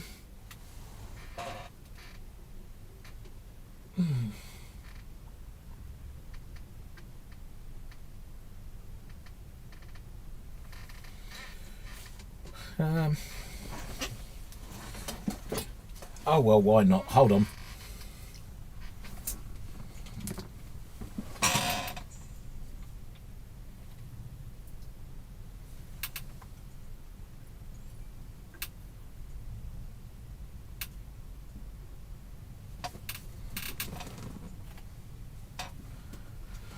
Right, okay, so that's visible on the bench, and it's connected the wrong way round on the power supply. And now I shall give the command.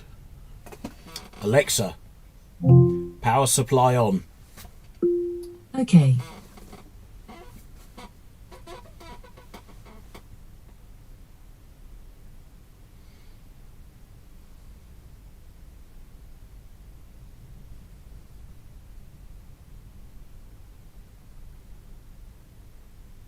Not doing much.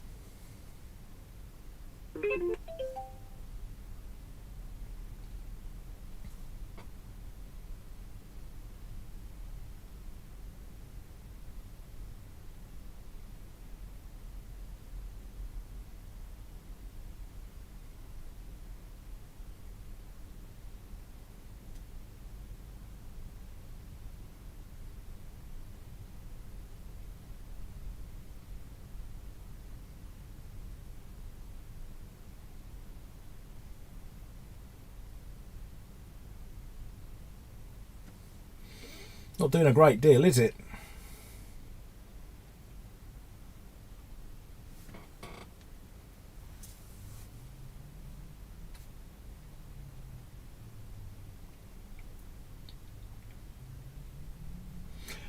Depends, Dom.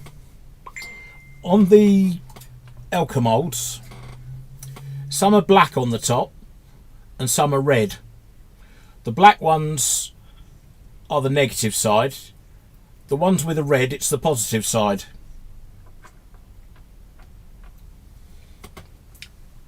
Tell you what, that one probably isn't going to go. It's already on full pull. Oh, thank you very much, Chris.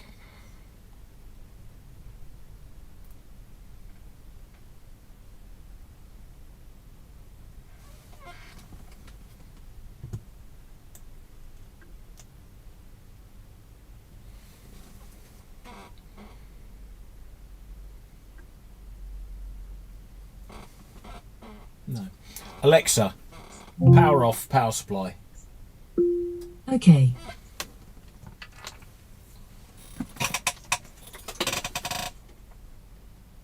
It's warm but not particularly hot.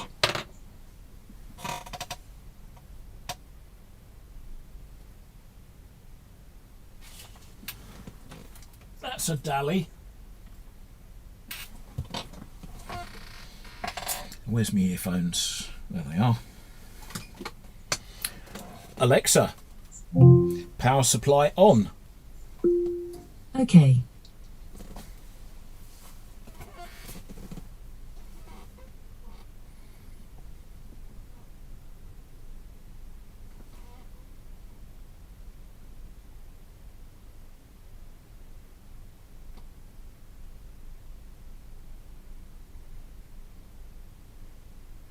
It's probably so knackered it's not going to work. Oh, thank you very much, Brett.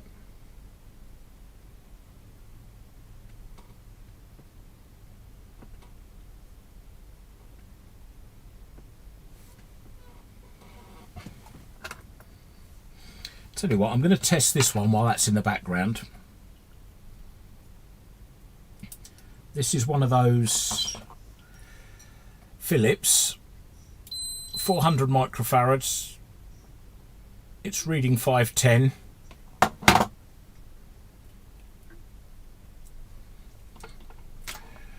Alexa, power supply off. Okay. That one might already be open circuit. Yeah, it's not even warm. Right, red to black, black to red.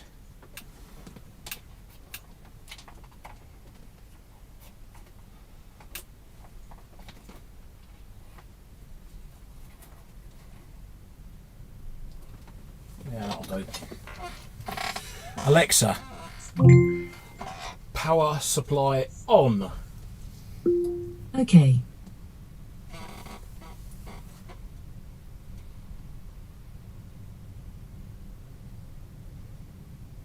Now this is the same power supply. Oh, thank you very much, Mike. This is the same power supply used for that Russian cap.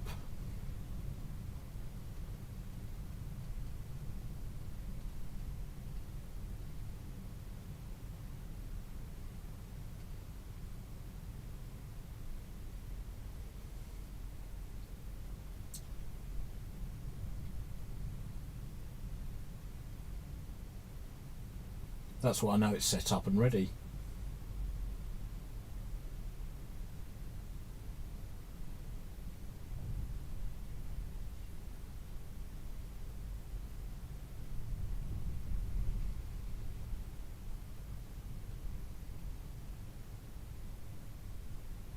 Alexa, power supply off.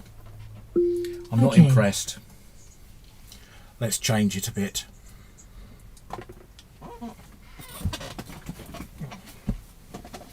Let's move all the stuff that's fallen over.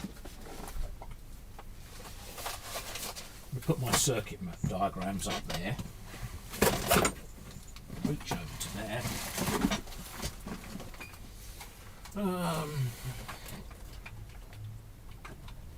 Wait, not that one.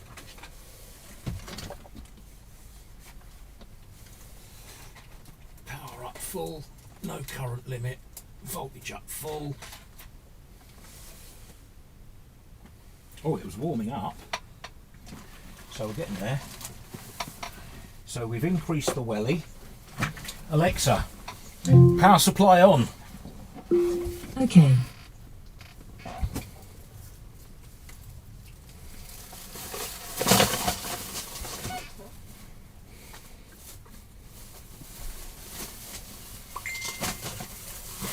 Oh, thank you, Robert. Thank you, Spanky.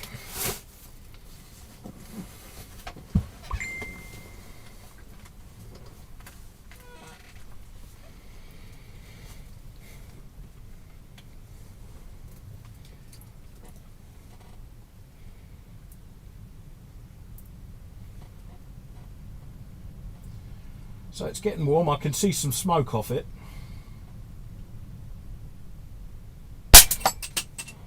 There we go. We had one go bang.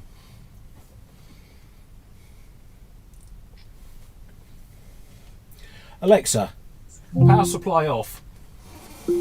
Okay.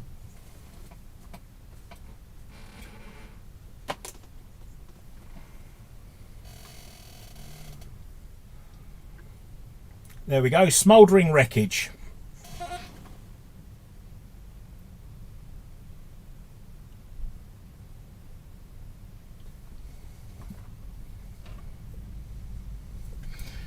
Test that dally.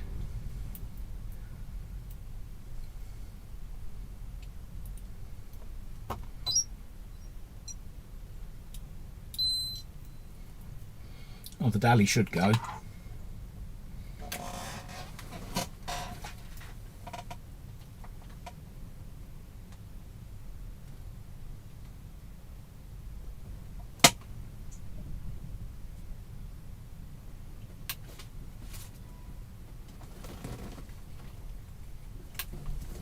Alexa, power supply on. Okay.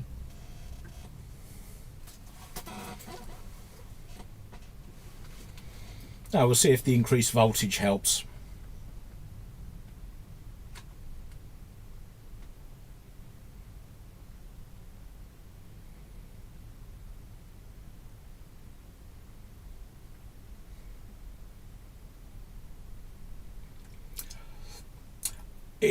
It can understand some pretty strange things, Brett. Well, there we are. That's the dally. Alexa, power supply off. Okay. Oh, that's very hot. Ouch, ouch, ouch, ouch, ouch. See if we can do another Elky mould.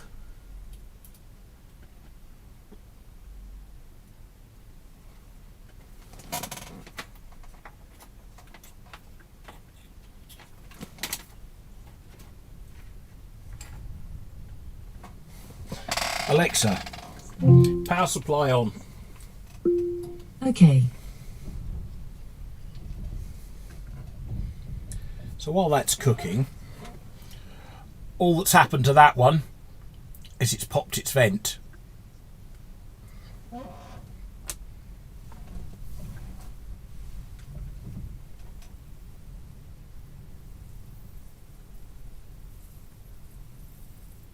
Now, we might have to wait for that one. Later, Greg, thank you for popping in. Nice to see you.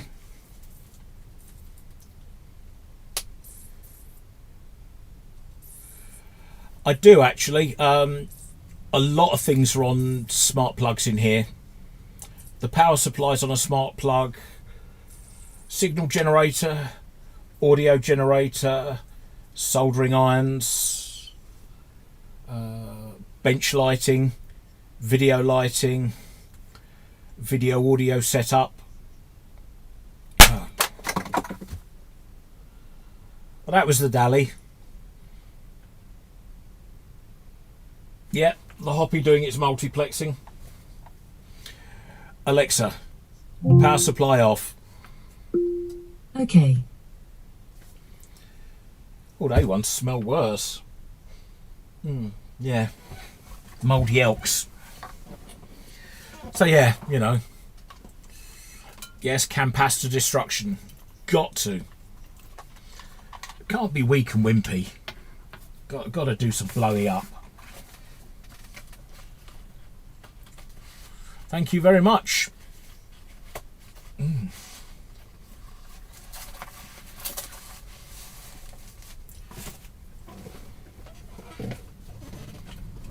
Yes, it was. It was 300 microfarad Elky mould.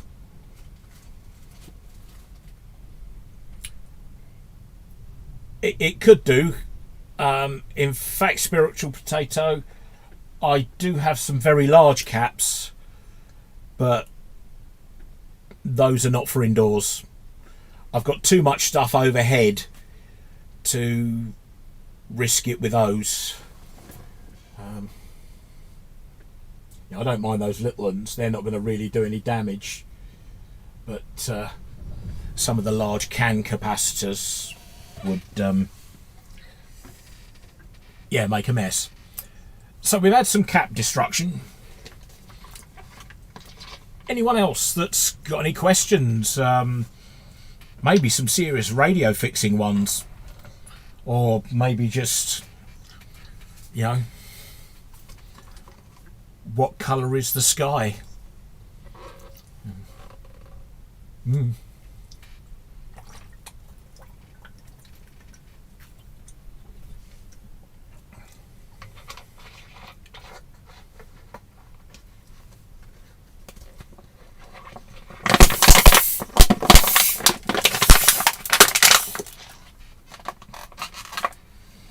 destruction of bottles. Ready for recycling. Ah, you got a bag full of them. Yeah, I was thinking of saving them. Can we burn some resistors underneath? I've not got the specialised equipment, or have I?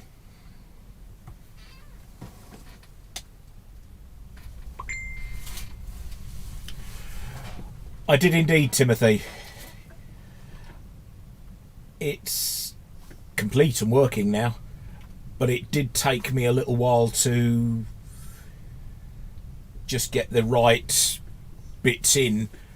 It effectively was a chassis change, and you know what else can you say, but it was almost just a swap. Have I got nothing on the bench at the moment? Well, not really. That Sovereign is done. In pieces, I have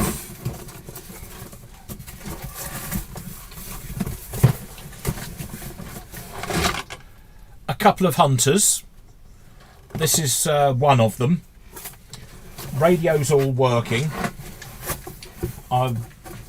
That's why I've got the grills off, because I wanted to respray them. The cabinets are here, and as you see, I've completely stripped them, sanded them, re-oiled them. I've actually got 2 in bits at the moment, so there we go. Just try and catch the light to get the grain. But these are both all wood ones. You know, some of them are all black, some of them are just black teak cheeks, some of them are black on the base. But yeah, so I've got those. I've got one here. What did I? This one I haven't played with yet. No, I haven't touched this one at all. This one's completely original, but missing a handle, missing an aerial socket. Is it a socket? No, it's a power jack. It's had a fair bit cut out of it. It looks like small screws and things floating around in the bottom. The amp isn't plugged in properly. You know, there's corrosion all on the board, so that's going to be a complete strip down.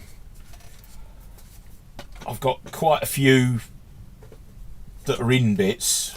Oh, this has got a hole drilled in the back as well, so I might have to get a new back. I've got a Dynatron Elan, which I've yet to look at, but while I've got so many other radios partially done. Yep, see you later, Keith.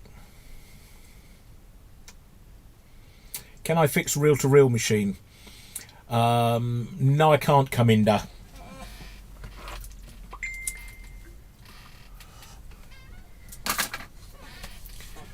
Yeah, it's you got one from your granddad. The person to speak to is Harvey. Him and his reel-to-reels. He loves them. He's in the chat. You'll catch up with him. You'll love talking to Harvey. He's very good at reel-to-reel. He's one of the knowledgeable people. Yeah, Harvey's your man. Hello, Crossbob. Nice to see you here. Just tiddling along, as they say. Did I tell her to switch the power supply off?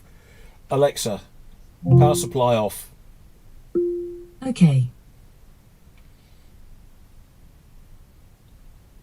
Alexa, power supply off. It sounds like you're asking about power supply. Want to hear something about it?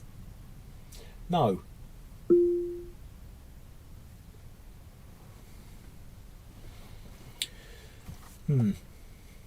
Yes, she's quite good like that. Bathroom drywall. Ooh. No problem, Keith. Enjoy building work. Something I don't particularly like. I tell you what, it is warm in here now. Let's have a look. 29 degrees centigrade. That's what happens when you run things in here. Have you missed the Capacitor's game? Yes, you have. I've done some banging.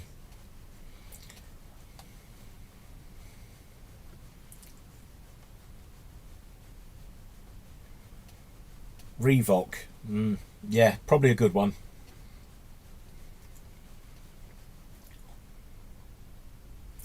Indeed, Dom. She can be very funny like that sometimes. You know, you can ask her all sorts of things. You know, stupid things like, Alexa, bench light on. Okay. Alexa, Sorry, bench something light off. went wrong. Something went wrong? No, you switched it on. Alexa, bench light off. Okay.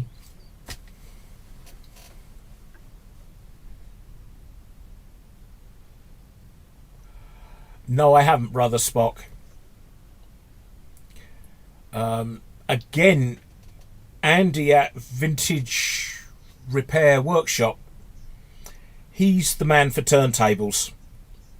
He really is quite a good one.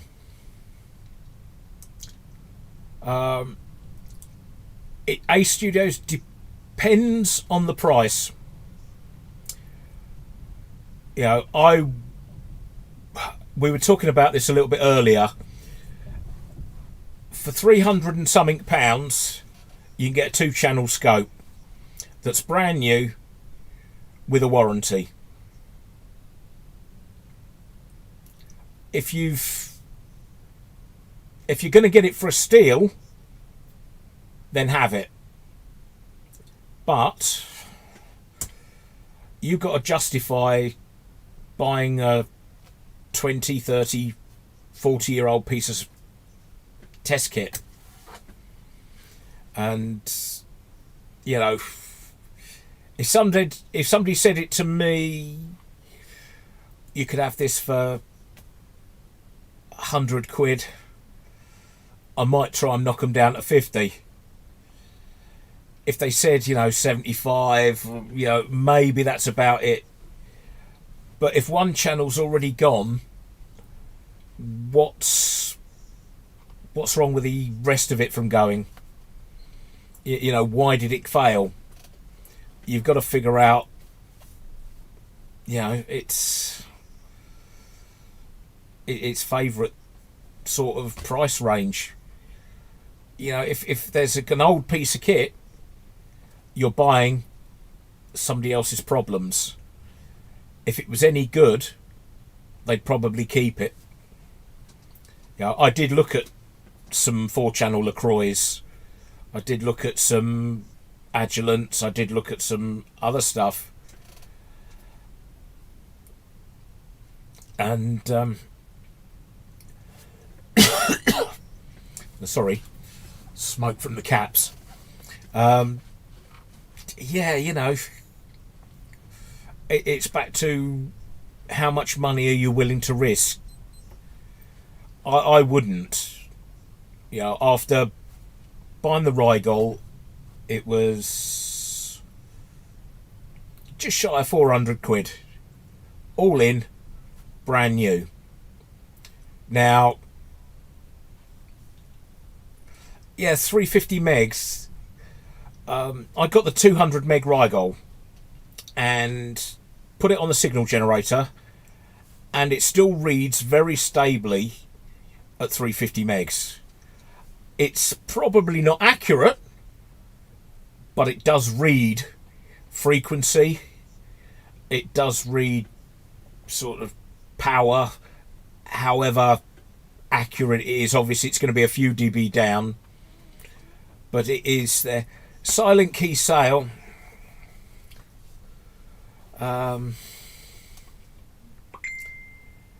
Silent key sale. I wouldn't go more than £50. Oh, hello, Pepperidge Farm. You've got a scope on your Nerf gun, Crossbob. Good. Yes, Kaminda. Here is Harvey. Does the what you call it? The reel-to-reel tape recorders. That's why he's called Harvey's Vintage Audio and Reel-to-Reel Heaven, because he does that sort of thing. Yeah, it's really ace. It's down to how much money are you prepared to lose. You know, I know a lot of radio amateurs are great hoarders of old kit, but yeah, you know, I'm a radio amateur. I hoard kit. I hoard everything. That's why this room's in the state it's in.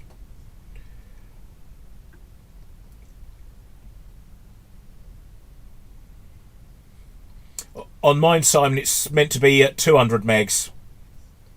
But yeah, you know, 10 dB after 200 megs. But it does. It registers at 300.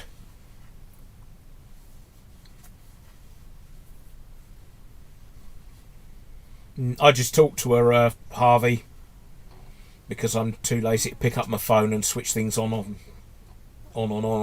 off. On and off. That's a Russian fella, wasn't he? On and off. Was he lava lamp on and off?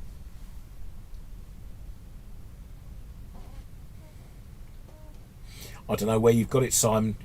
You've got so much tape recorder gear in that shed of yours. I don't know, Graham.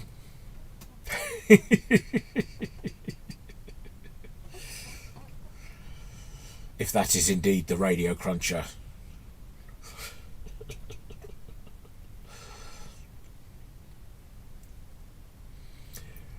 Well, if you're on, Graham, nice to see you.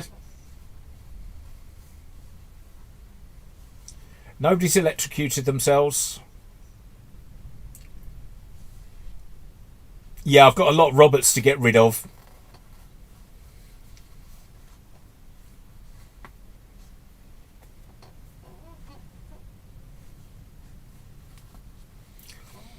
Yeah, we didn't know that you're going to be around, Graham. So I stole your slot. Russian photographer. Yeah, lens cap off. Sounds like it's Swedish.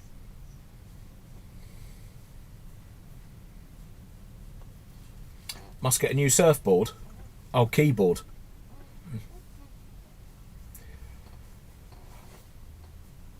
Brilliant. Have they said that's on for good now, Graham, or are you on notice that it might go off again?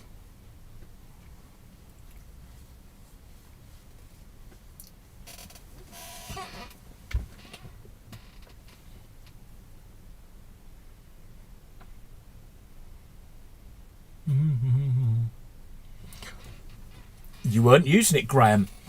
You weren't meant to get your power back till Monday night. You know, had to keep all these people entertained for you. Yeah.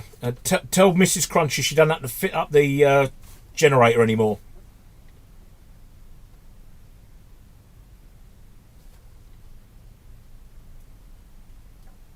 Temporary. So you could go off at any minute. Well, at least you've got some power for now.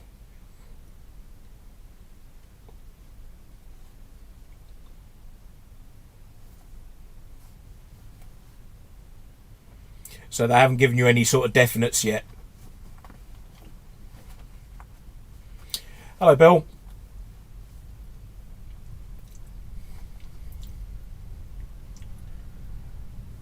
Very strong winds hitting Ireland. It wouldn't surprise me at all.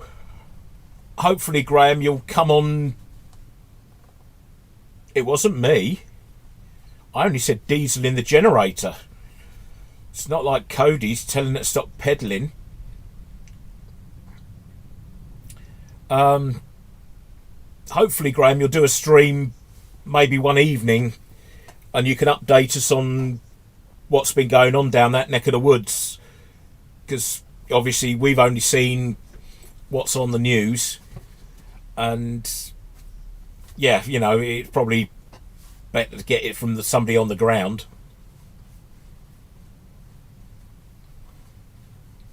Ah, Mr. Pepperidge, you've been on the curry.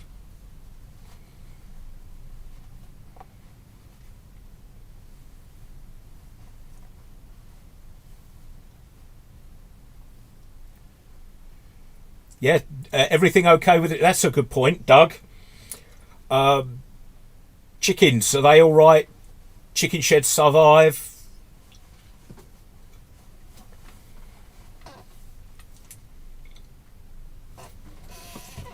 Well, so we've heard, Graham, but you know, not having seen any footage or chat or whatever.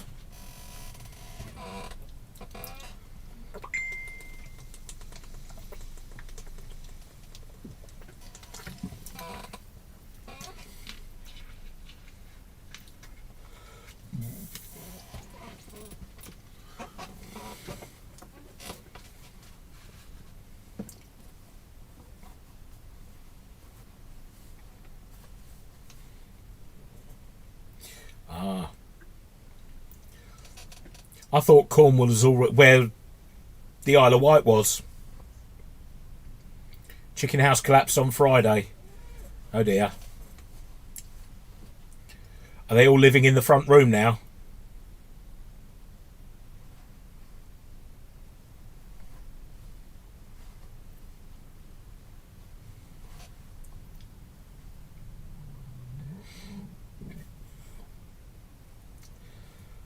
I also know that Mr. House's fence went over and fencing panels were all sold out locally for him.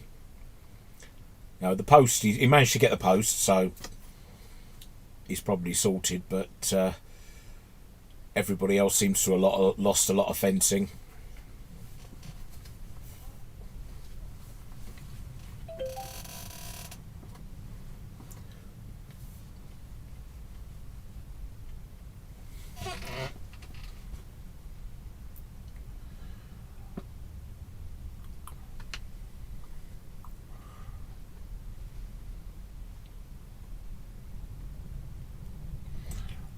Hold on a second. I am just going to try something and see if I can do this. Let's add in a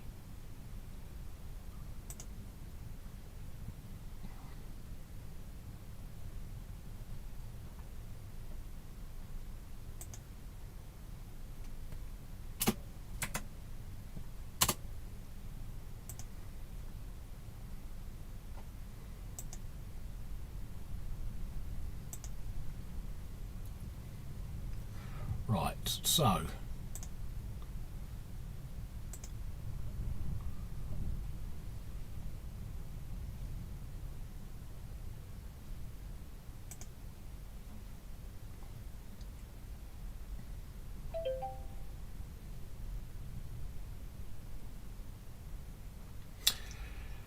Now hopefully, Mr. Cruncher, you'll accept the video chat.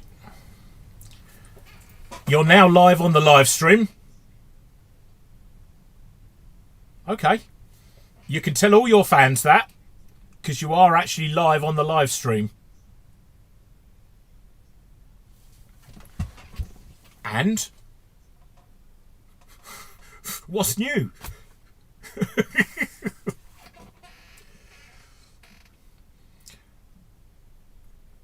Okay, you know, as I say, I've started the chat so that people can have somewhere to go to, and if you are around, here you are.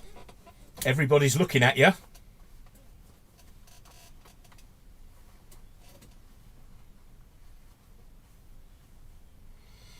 As the local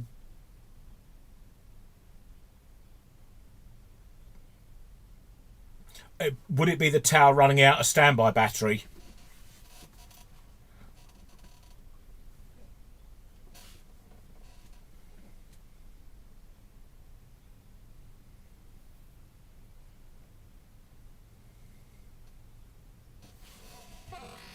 Oh, we can't. Right, hold on. I've got to try and add you in. Okay, let's see if we. Right, has Graham got audio now? I'm in the lounge, sat here with Mrs. Cruncher watching the telly, George. Well, so I'm not going to stay. Well, no, I didn't expect you to stay the whole lot. But people have been worried. Because you've been, where you live, and we've heard about the winds and things. To be fair, it's been a bit of an adventure, to be honest, and not one that we want to repeat. But I'll pop on in the week and give people an update. I'm sure that they'll be interested. But I've not even connected the boiler back up yet because I hotwired it and tried to connect it up to the generator. But the generator's so noisy, it didn't like it at all. So we haven't had any heating or hot water here since Friday morning. So yeah. And your fence, I reconnected the Wi-Fi before I could reconnect the boiler. There's something wrong there, isn't there? No. You've got the priorities right. Exactly. Of course. Anyway, I'm going to shoot, George.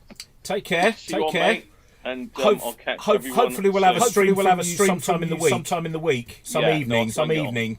Assuming that the power still stays on, because apparently it's temporary. It's not guaranteed at the moment. So, fingers crossed. Right. Okay. See you later. He's gone. Right. So. Where are we? No, I want to.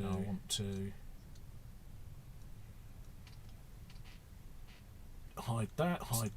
Go back to that. Close that down. So there we are. We have got Mr. Cruncher. He is back online. Hopefully that will cure the echo as well.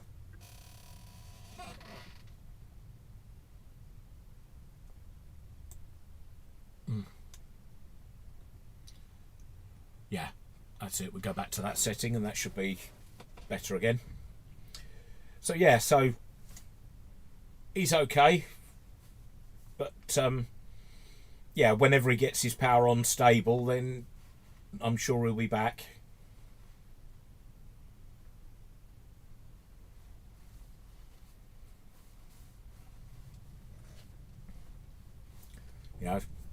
I just thought if I could, let's get him on the stream, seeing as it's his slot.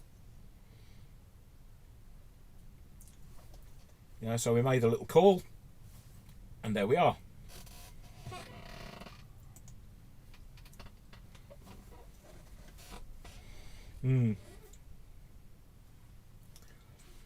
So what else has been going on with everybody? Did watch Big Jet TV on Friday. Oh yes, that's where they were trying to land live at Heathrow.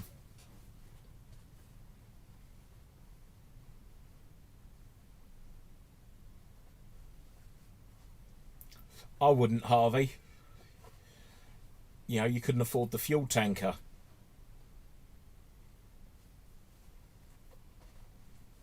Stream elements. Just dustbins thrown around. Well, I did make the speed awareness course joke on my wheelie bin. Oh, hello, Mr. Yashid.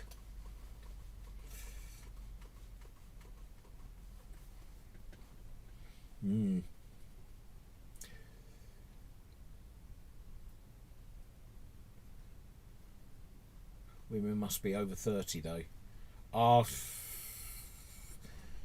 You need to get on the wrong side of TikTok.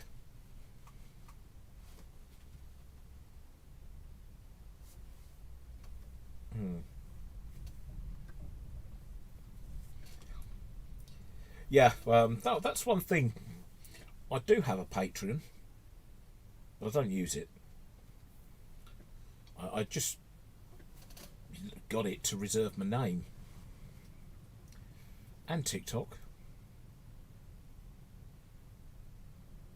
And Twitch. and Instagram TV. I've got logins on all of those, but I just don't use them because I like YouTube. It's good enough. I'm waiting for Amazon 360 electrolytic capaps. Capaps. That's the noise they make when they blow up. Was in his cousin. I remember cousin was in, and his wife Norrin.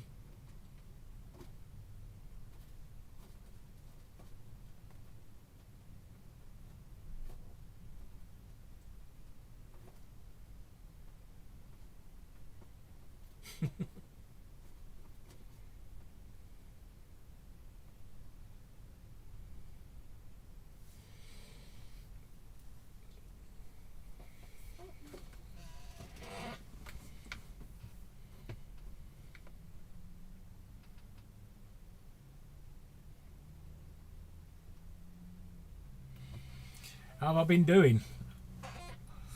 I've been doing okay, sort of.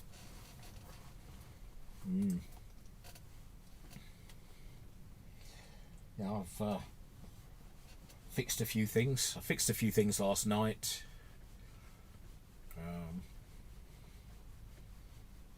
But yeah, I've generally been busy. Had to go to my drug dealer, pick up my drugs, and yeah, take them because I'm not a well man. Name's 8-foot poplar tree.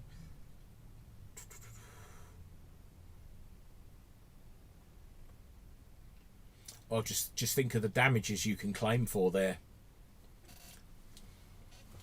The boat masts, you know, because you had 8 new boat masts until the tree hit them.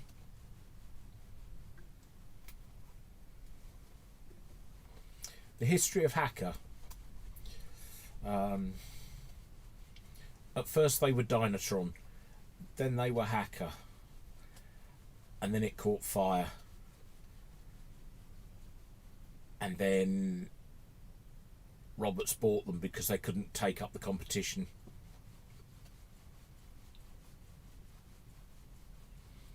On the other hand, Roberts got bought by every Tom, Dick and Harry, then got flooded, washed away, and bought by the kettle maker.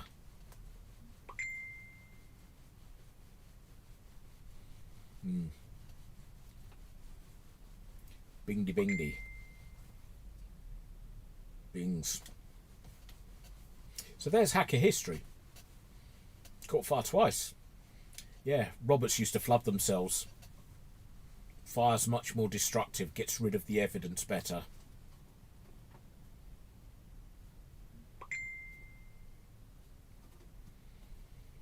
Nice one, Benji. Like Ali Pally, probably not as public.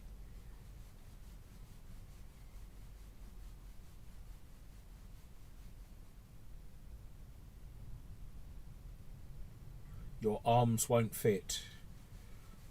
Well, who'd want to drive a hardly able to anyway? And buy the merch.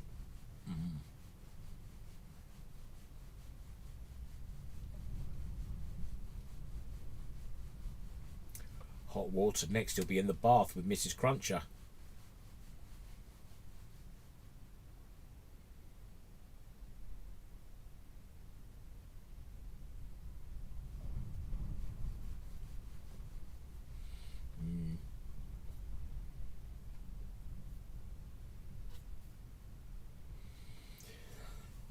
Yeah, Ali Pally.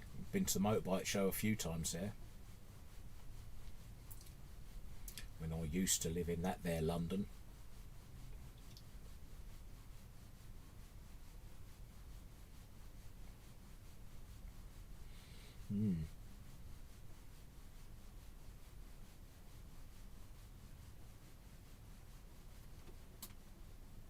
Yes, just reading through the chat here. Yeah. You made a video on Ali Pali. What, the fire or the actual Ali Pali?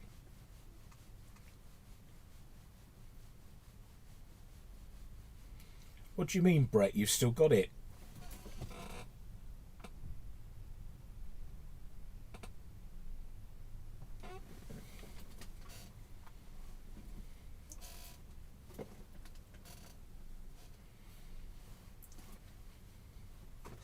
I've still got mine actually, Brett. Although it's a touch tight.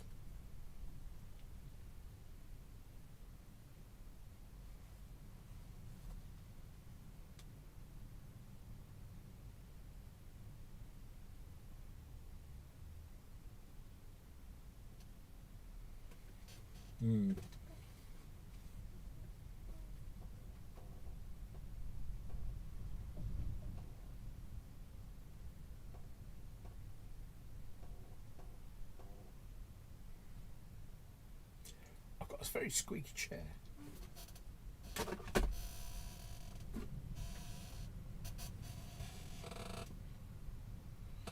I don't know. I think he is. Honda Super Dream in big letters on it. Did you have the 250 or the 400? The Super Dream. Remember those.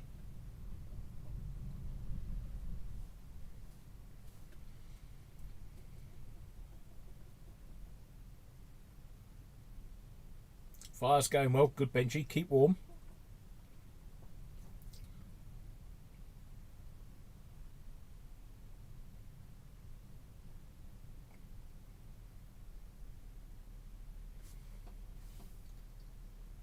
My radio collection. Oh dear. I have a lot.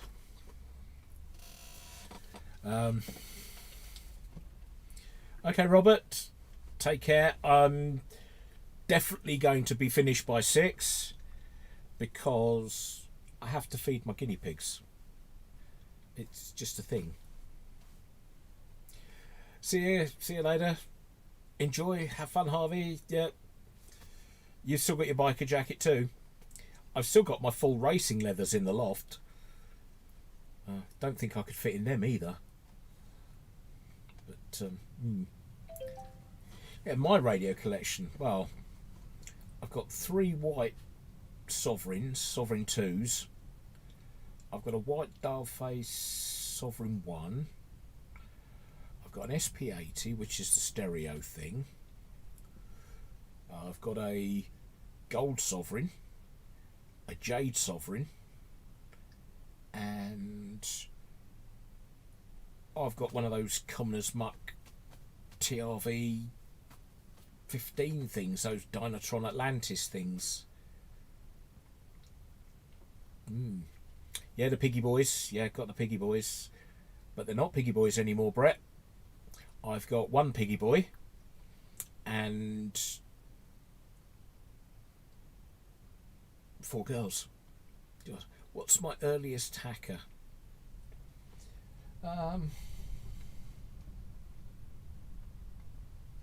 Possibly one of the RP10s.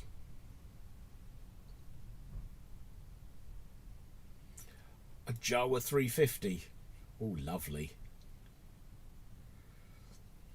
The DAC 10 is really Simon Spar's favourite radio. Yeah, probably. Oh, that's good, Brett. I've got one and it's fully working. I've also got the SOV4, the RPC1 cassette unit. I'm flagging now. I need some topics. I could eat. Now I could eat a chocky bar. It's just hard to 2 SP80s. Well, 3 white Sovereigns, as I say. I've got A's and B's. They're quite nice. And I'm waiting to refurbish those. The 90's a bit rubbish. Yeah. I'm not a fan of those bush things. That's nice. How long did he work there, and does he have any memories there, Ace?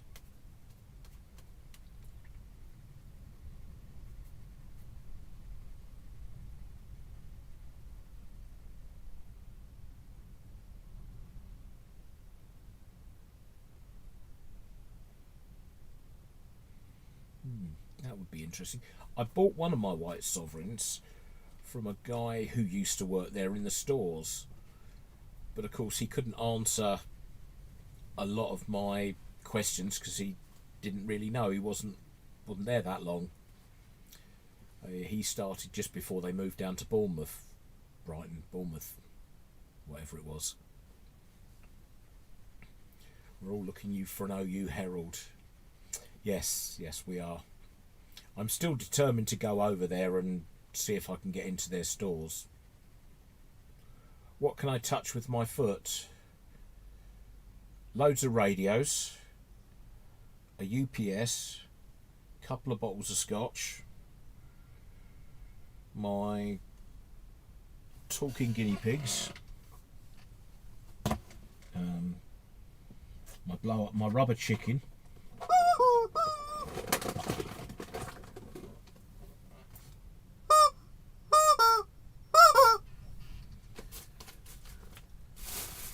bag of drugs,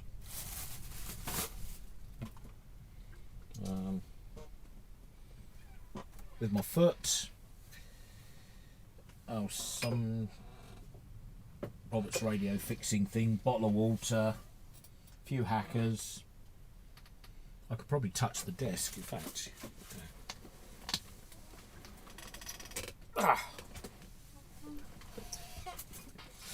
could touch the candle. Who needs a goat? Yeah, this is it. Who needs a goat? The rubber chicken is the thing.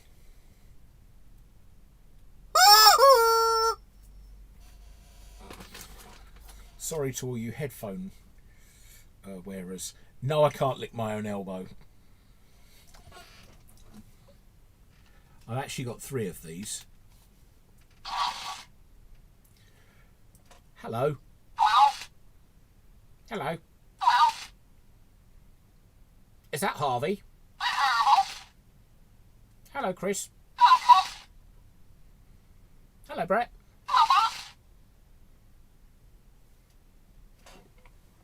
Ooh.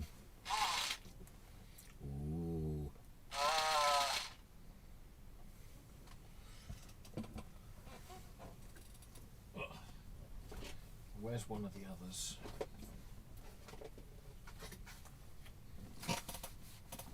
Oh.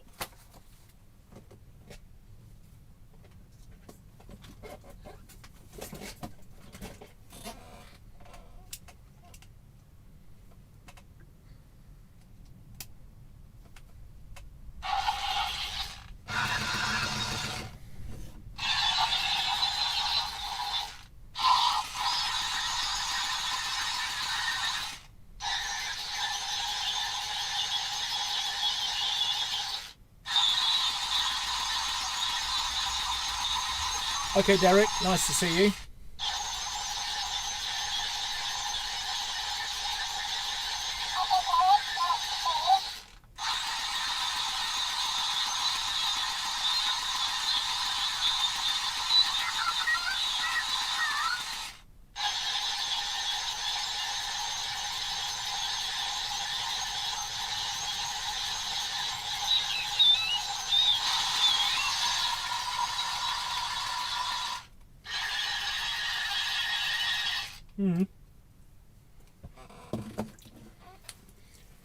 Here, Brett, what's the difference between pink and purple?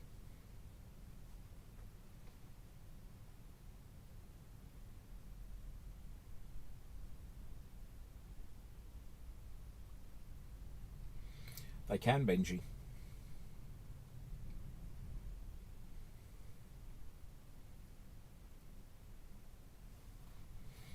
Still waiting to see if Brett knows the answer.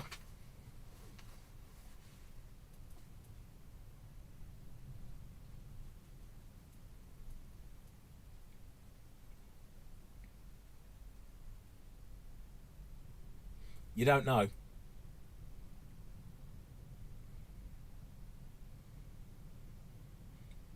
Okay, the difference between pink and purple is your grip.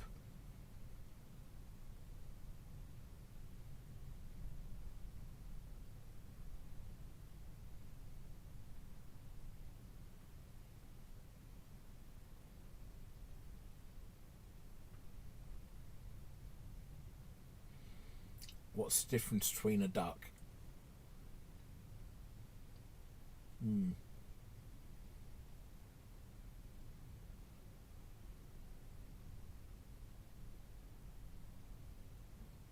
I did say, Brett, your grip.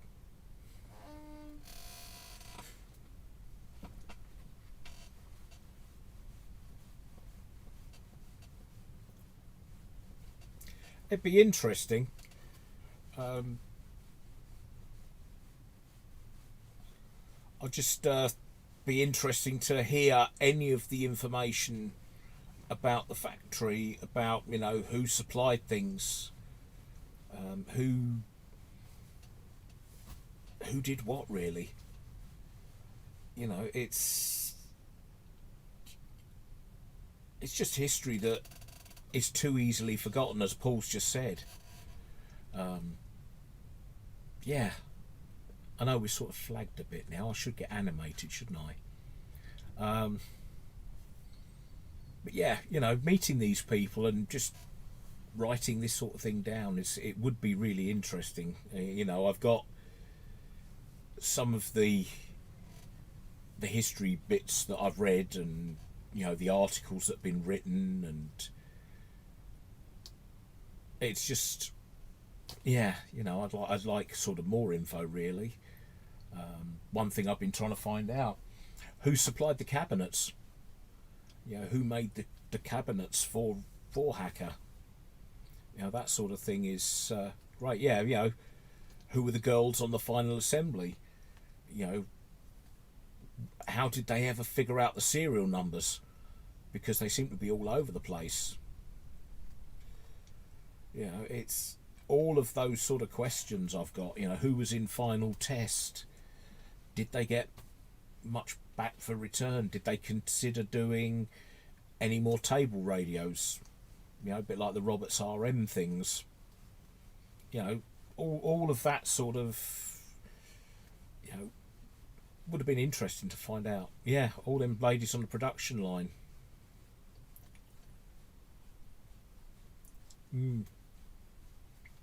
Yeah, you know, that sort of information would be really useful.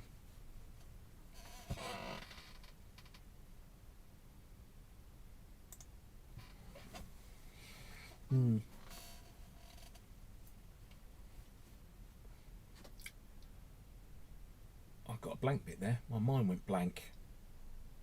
That happens a lot these days. I can be sitting here and then I forget where I am. You know, my mind is definitely wandering. You know, it's wandered off. Mabel was one. There were a few. I don't see as many signatures. Yeah, who held the match? I don't see as many signatures in Hackers as I do in Roberts. But then maybe Hackers didn't sign theirs. Because they had a lot of inspection labels, little square. I don't know if any of these have got them in.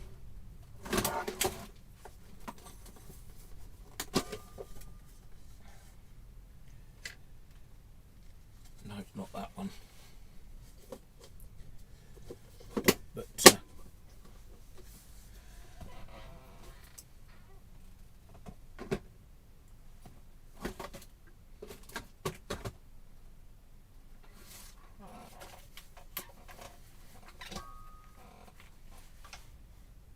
not that one either.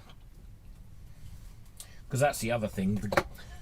The glue on these dries out, and then the label falls off, and then it disappears. You do have a gene.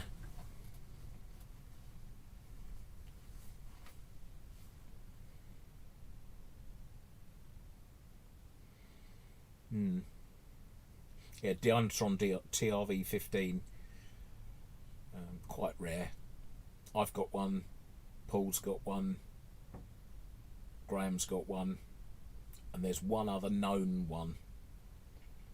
Apart from that, there are no known examples left.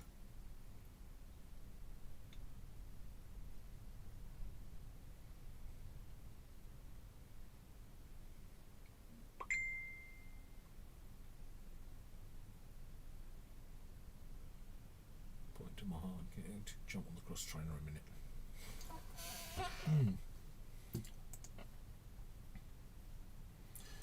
I can screen share. I would have to try and activate that. Where are we? Screen capture. So if I bring this up, that's what the Dynatron TRV-15 looks like. Now that one is actually Cody's one, and he's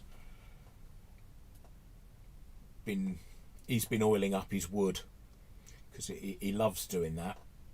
He sits there for hours with the oil and just, I don't know what grip he uses, whether he's an overhand or an underhand, but that's what his TRV looks like. So see, there we go. That's another view of it, same sort of thing. You can see the top, the radio in it. The radio in it is a Dynatron Atlantis, but it has a slightly different amp arrangement. Let's click that. Yeah, as I say, I don't know if Paul uses an overhand or an underhand oiling movement, but there we go. It's just one way of polishing your wood. Let's move my guinea pigs.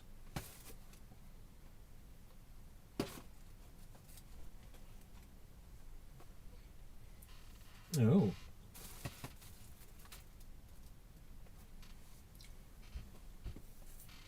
Not mine, that's Paul. Dom, that's Paul's bench, you can tell by the test gear. It's his special one.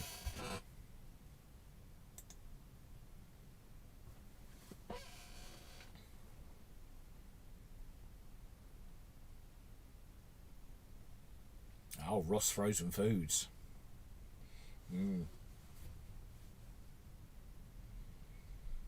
Indeed.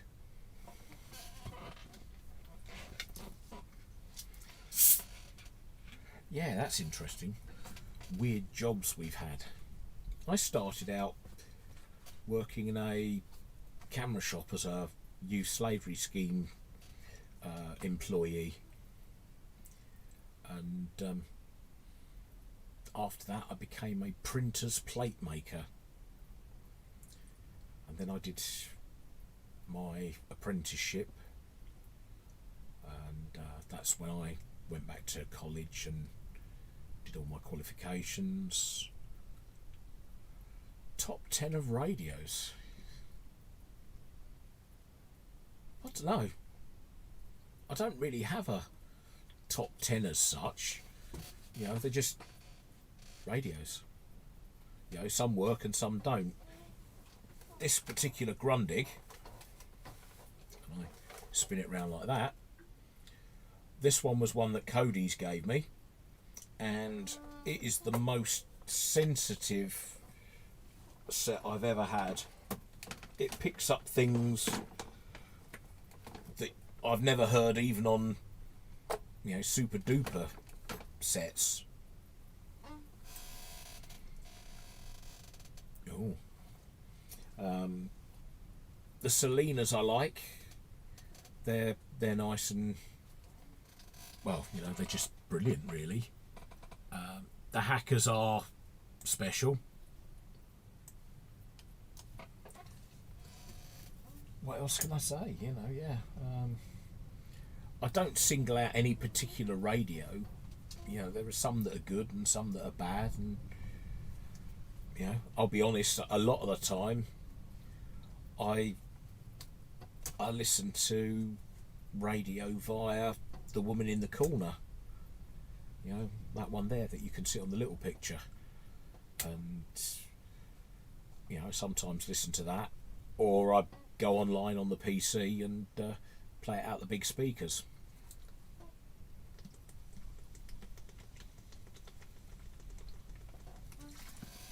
Needed that.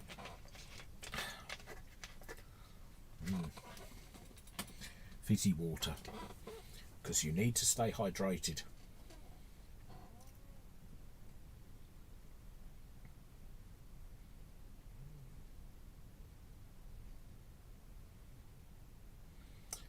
You fancy Ghislaine Maxwell? Only because she's got money.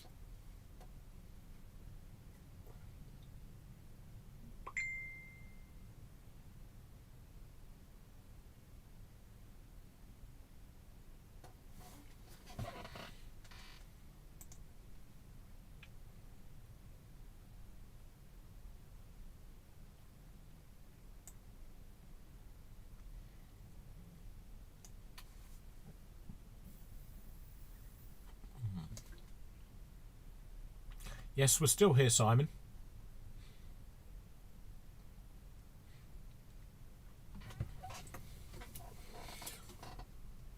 Really, Harvey? Do you make her answer really rude questions? What ham radios do I have? All right. You could probably just see it on the little picture. But over here I have an Icom 7200. There's the automatic tuner, and below it is the linear amp, which you just can't see. I have an Alinco DX70, and I've got one of those CB sets that does 24 to 30 megs. Got a couple of ex-military sets.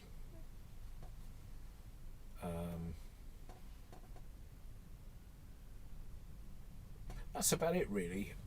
I've never been a mad radio gear collector. It just never sort of appealed to me. I just got what I use, and that's it. It's yes, I do like speaking to people. I'm not a great fan of some of these new digital modes that are internet assisted. I much prefer direct contacts and ones that you can talk to yourself. So I spend a lot of time on voice.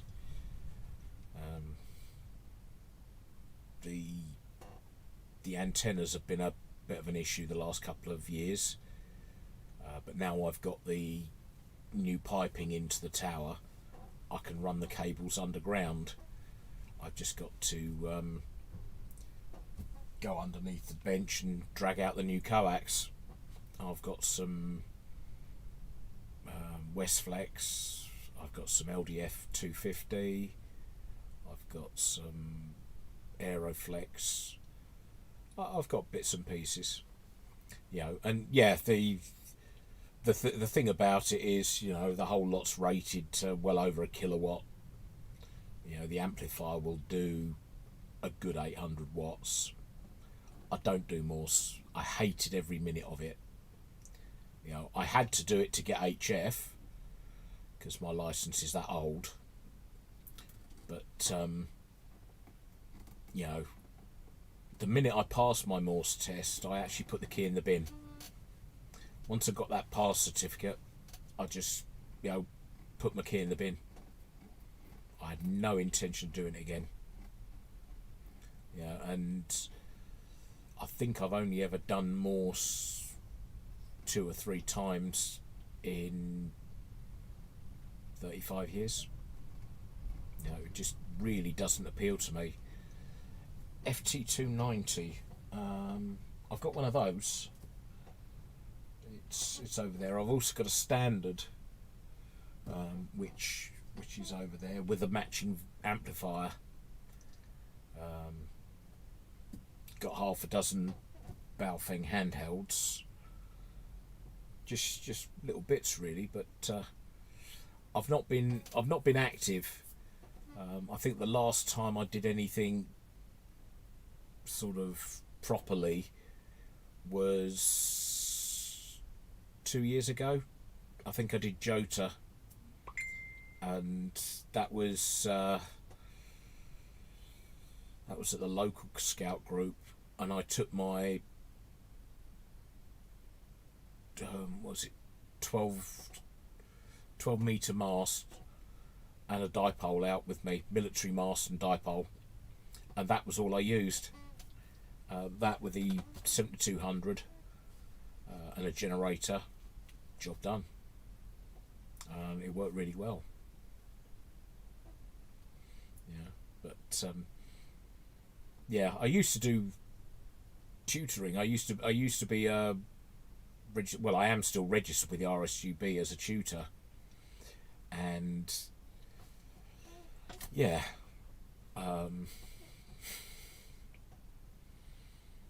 yeah. I got fed up once the RSGB decided that we weren't trustworthy. They said that we weren't allowed to do the exams ourselves anymore because we couldn't be trusted. But yeah, I did get my badge though. There we go. RSGB 2020 volunteer. So that's gone through.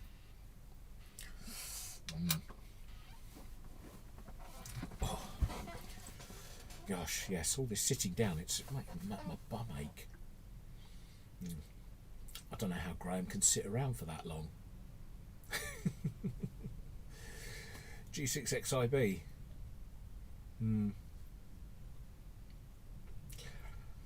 Well, that was the thing. I did it because I wanted HF, not because I liked Morse. And I think half the problem was I was forced to do it.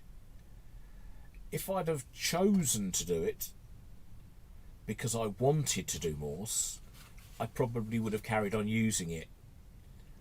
But the problem I found was, it was like school.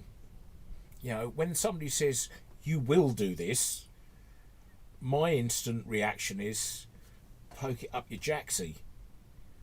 I don't want to do it, I'm not going to do it.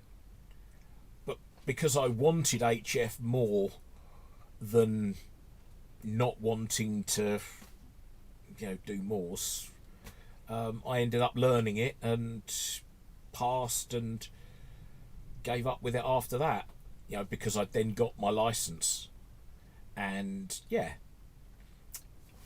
it was the thing you had to do. But nowadays, obviously, your G6 is now a class A, full license, whatever they want to call it. And I don't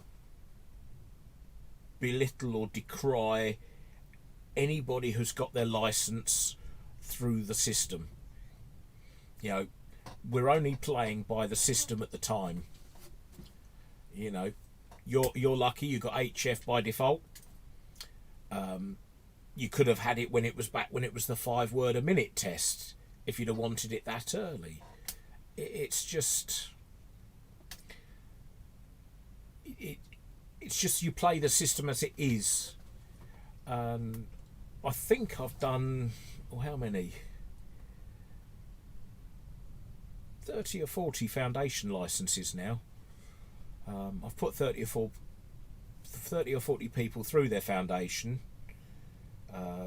I've helped both my daughters to get foundation, and one of them's got intermediate. But these days I don't even go to the local club. It just, I don't know, I found things, I don't know, like I'd lost interest in radio. And yeah.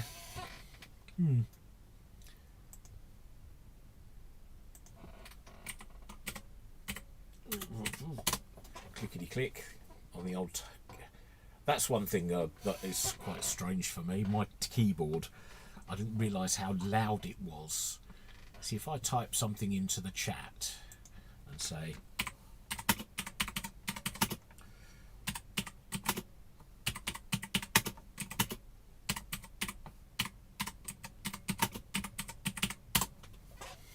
like that, boy, is that noisy.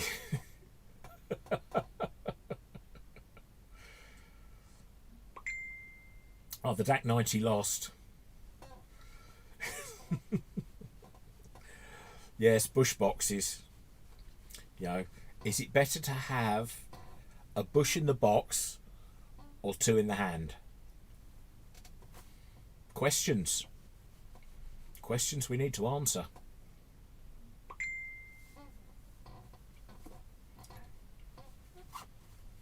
Yeah, you know, with the Morse, going back to that, you know, we all got whatever we did at the time. If I'd have stayed as a G1, I'd have automatically got HF. As it is, my daughter, or one of the daughters, whichever one does it, will get my G1 call sign when they upgrade to advanced or full or whatever they call it. And that way, yeah, it does, doesn't it? It's a clackety switch keyboard. It's brilliant. Very positive feel.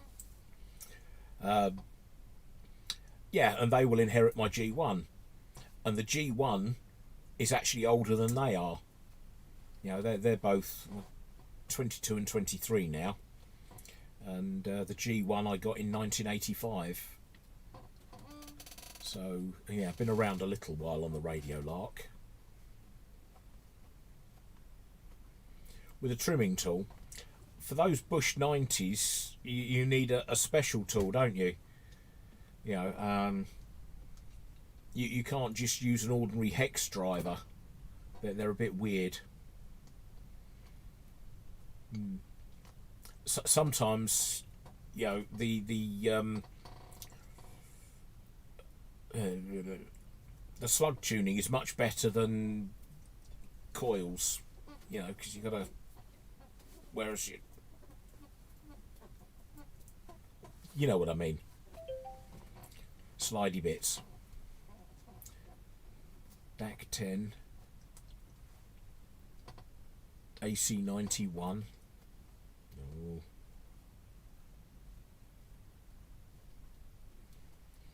One would ask, Chris, how do you know? Has Brett done the polishing it and showing it on YouTube or on the internet? A hammer. You've seen my Roberts fixer, Simon.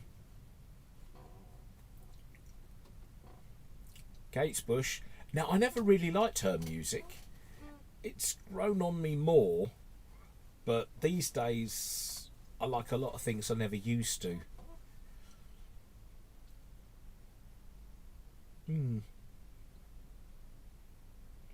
Yeah, Paul's Louvre is his AC91 Louvre radio. That's a nice radio. See, we've seen Paul's, and Chris did his on his channel, and Simon did one on his channel.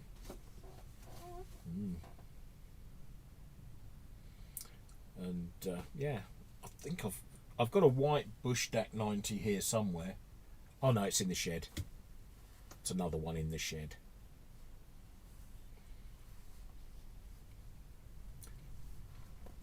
That's right. I was one of those, and I just missed G6, and you know, then I got G1, and I also just missed G4 and got a G0. So yeah, that was a thing. But really, it doesn't matter what the call sign is, as long as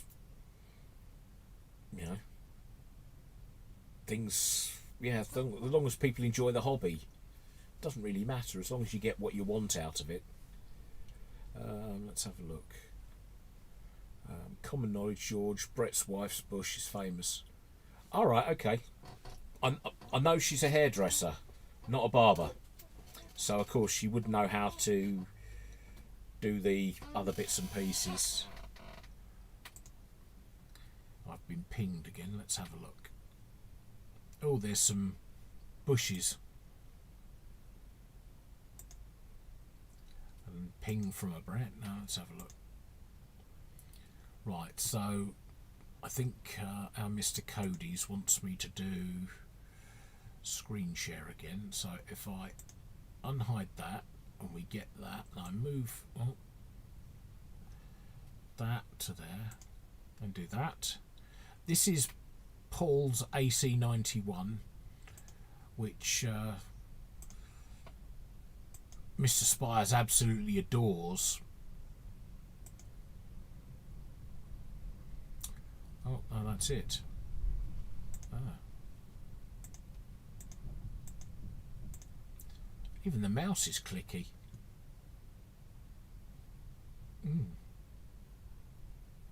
Right, so where are we on that one? Oh, I click that one again. Then I get that, and I can see myself again. Yeah, that's if they're still issuing the 2 letters. I know a lot of people are sort of, oh, I want to change mine, but we never got any sort of choice. You just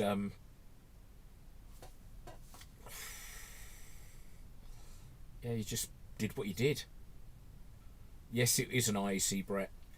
I just wanted the first available call sign so that I could get on air as soon as possible, and I didn't really care whether it was G1 or G6 or whatever, or G7 after the G1, wasn't it? Yeah, but yeah, later on, obviously, I'd rather have been a G4 or G0 or a G3, G2, G5, any of those. But, you know, G0 was what came out.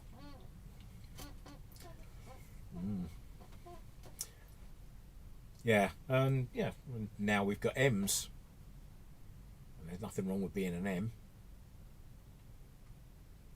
But yeah, you know, the 80 metres prostate nets. Oh, I'm glad I don't listen to them in the morning. So we've done banging caps. We've had a look at some dodgy looking radios. I've got some mess to clear up now over there. Showing you my candle, showing you my Grundig, my amateur radio gear.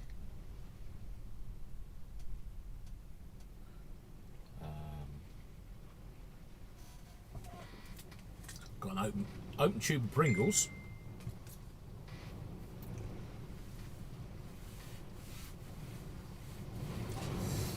Can you still reserve them if you put it in writing? Where's that noise coming from?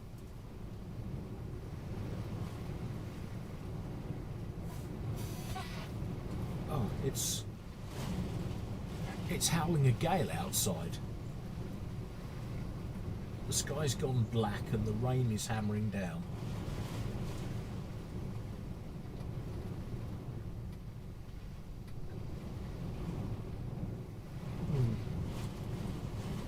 That's what that noise is. The rumbling is the rain on the roof.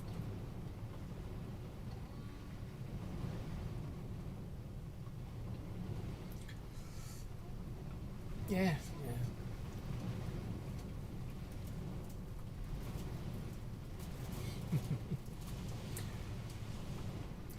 Squall. It's certainly a squall.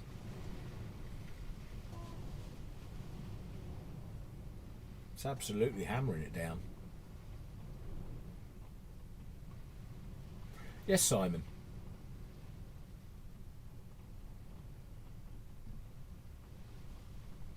Yes, it is. It's very rainy.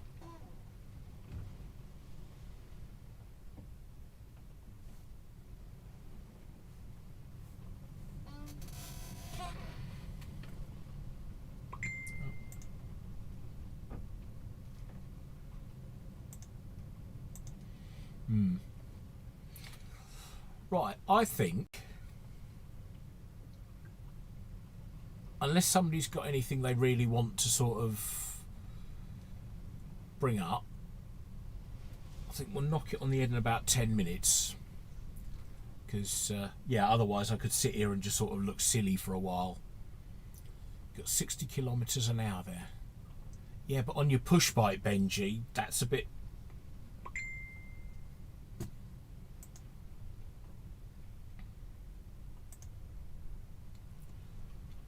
It's just looking at this weather map that Simon's just sent me. And yeah, we're wet. Very wet. Yeah. Yeah, the weather is going to be the talking point in England for the next, at least the next week, I would imagine. Which is no different from normal, but it's going to be more of, wow. I know, Brett, I know you don't mind, but trying to keep it interesting, you know, if I was working on something, I could just keep going, but it's just trying to talk aimlessly and have a conversation with everybody is a thing. You know, if somebody wants to bring up a topic and we'll talk about it and we all get into it, you know, I'm happy for you to bring up a subject.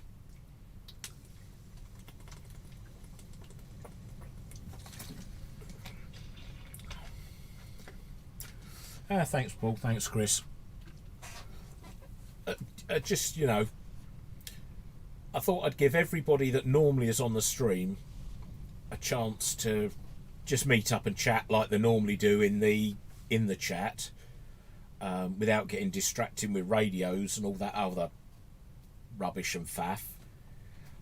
Yeah, we blew up a few caps. Oh, you're going to put some chips in the oven. See you later, Harvey. Have fun.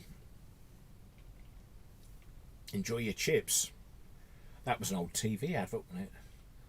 We hope it's chips, it's chips. We hope it's chips. Yeah. Excellent antenna to hooking up hacker and less fortunate medium wave, long wave radios. Got several options, really. You could wire up just a straight long wire. You could go for Marconi T. Not a problem, Tim. Trying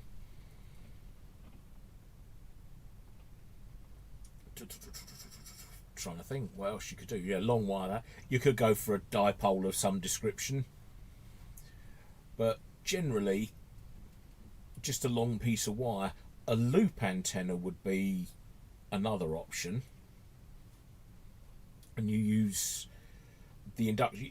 You know, on Graham's channel when he puts that little black Sony block against the ferrite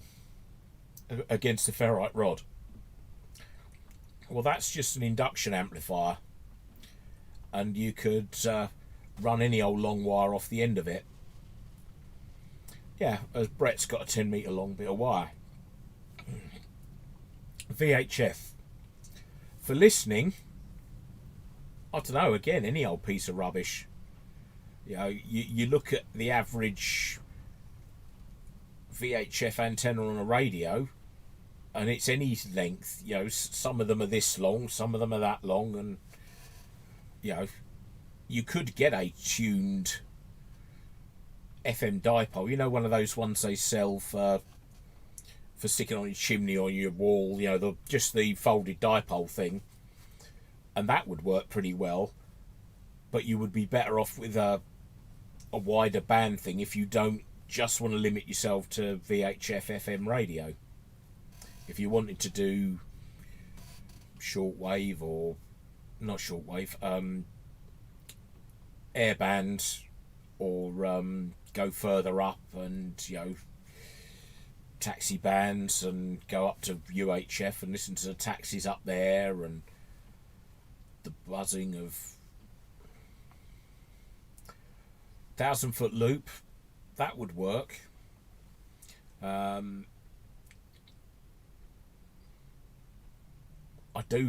fact, I do like a delta loop. They're quite nice.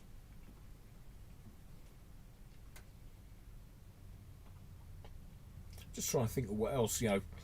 I have stuck my 10-meter vertical, old CB aerial up into something. Yeah. Cheap flexi dipole on Amazon. Yeah, that'll do. I think you can get an FM dipole for about a 10 or 15 quid. I know Moonraker do them, but I'm not over keen on their quality. Disco, that'll work for VHF, UHF. Some people love them, some people hate them. I've got one I've not put up yet. That'll go on the mast as well. I actually have quite a few masts on the house. There's, as I say, there's a 30-footer on the front of the house. There's the tower. There's a 20-footer on the side of the house. And there's another 20-footer on the back of the house. So there's a few poles. And yeah, it looks a bit spiky when everything's up. A metal moon gate. You could just run a wire around the top of the fence.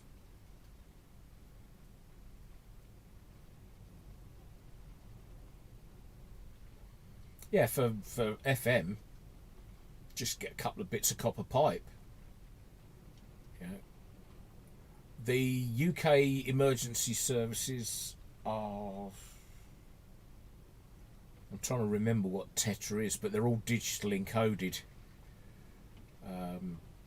It's a trunk system, so you can't actually get things sort of easily received. Okay, Mike, look after the missus. Enjoy.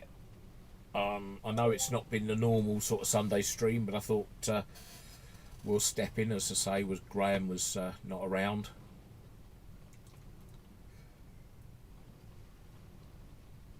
I'm just trying to think where the fring. I could do the. Okay.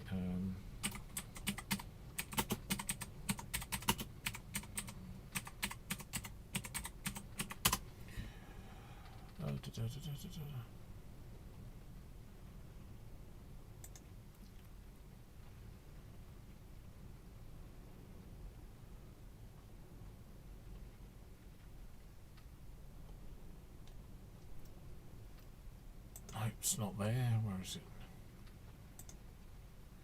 390 to 400 megs. Just below our UHF TV band.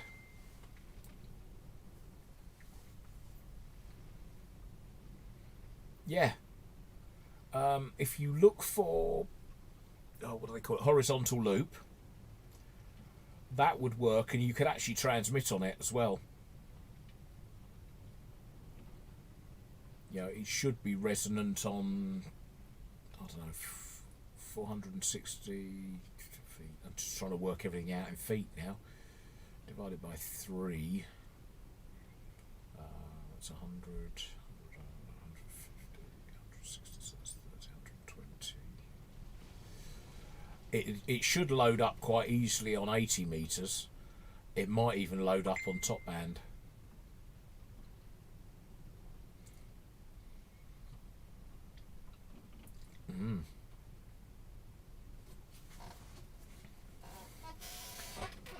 The Ofcom.org site, yes, they're lovely, aren't they? Yeah.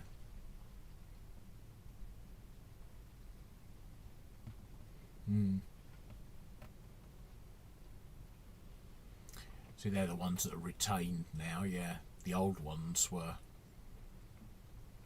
And then they got 2.3 gigs now.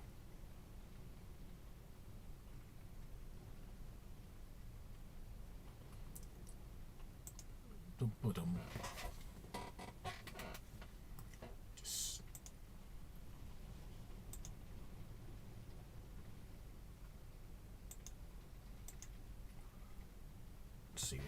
Oh, I did have a dropout. No, I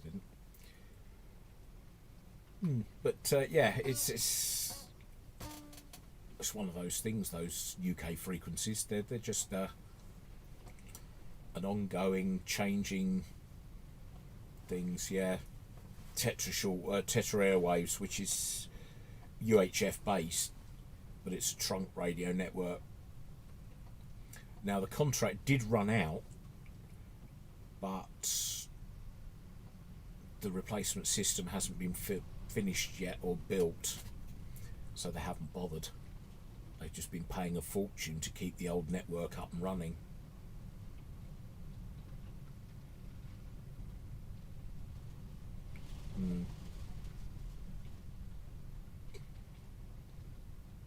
Yeah, the Motorola digital encryption, I think I've worked on a bit of that stuff.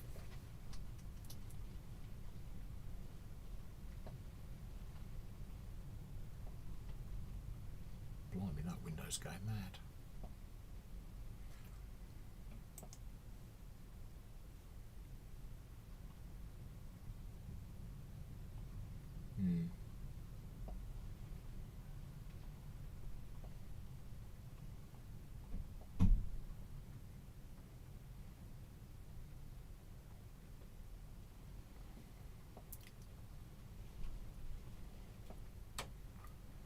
I haven't seen much on loop on the grounds. I've seen, as I say, I've seen low level antennas, and if you've got the ground, and I mean you need a lot of ground for a beverage. Vodafone, I think, were supposed to take over, but they didn't in the end.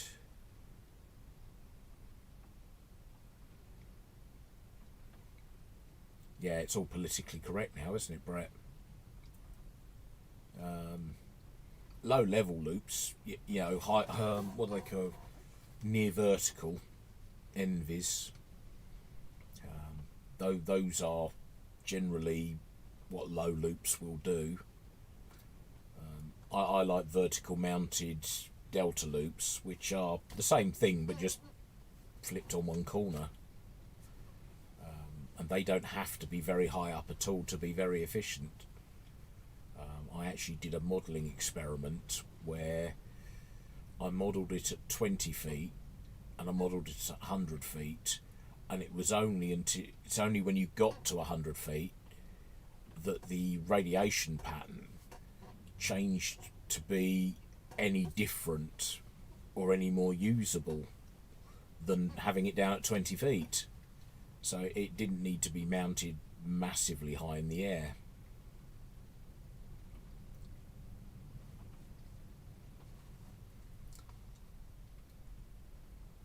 I used to use a lot of the software actually that was on the what they call it, the CD that came with the ARRL book. What was the name of it? God, now again, brain has gone.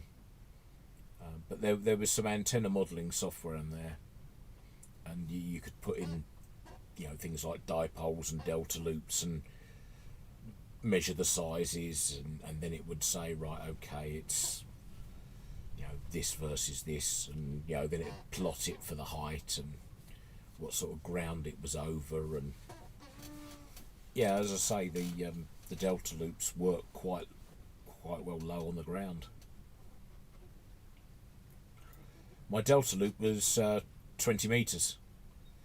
It was 20 metres divided by 3. I used some 7 metre fishing poles and joined them at the bottom. I'm not sure. Let me have a look.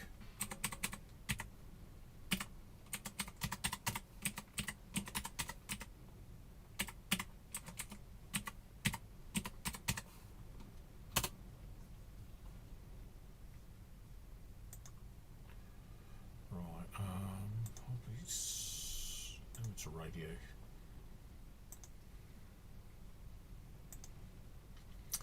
Okay, I'm going to put a link in the chat.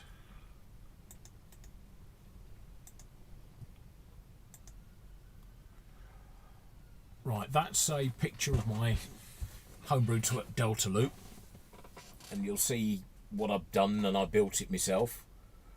SDR Play, Brett, never used it, so I don't have an opinion.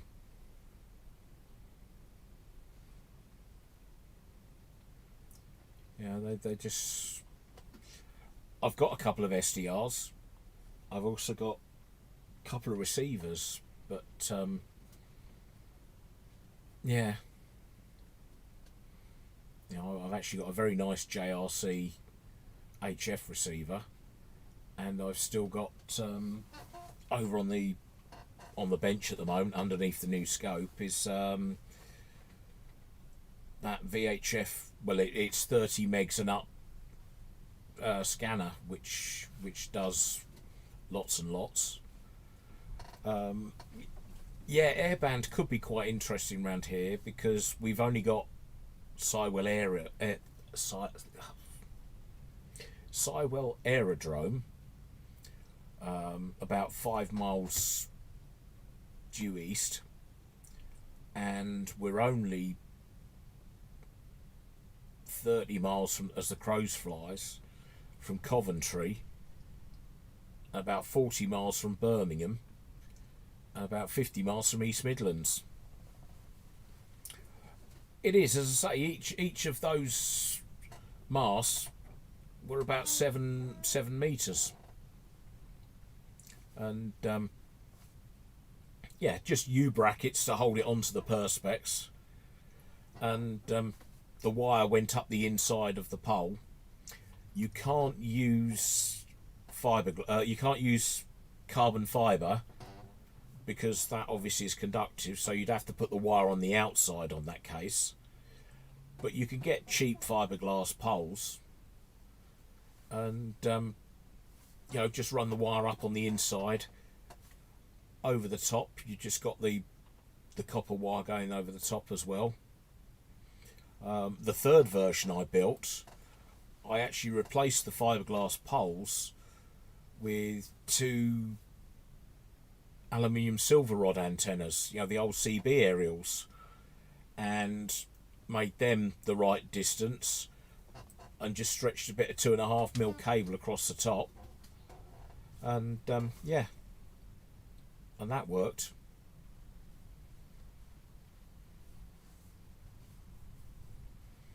Yeah, so you're in the opposite side as well, Dom.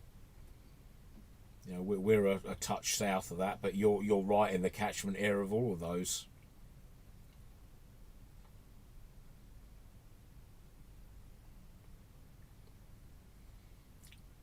I say I haven't listened long enough, Doug, so I really don't know what they talk about. Yeah, Robin Hood, Humberside.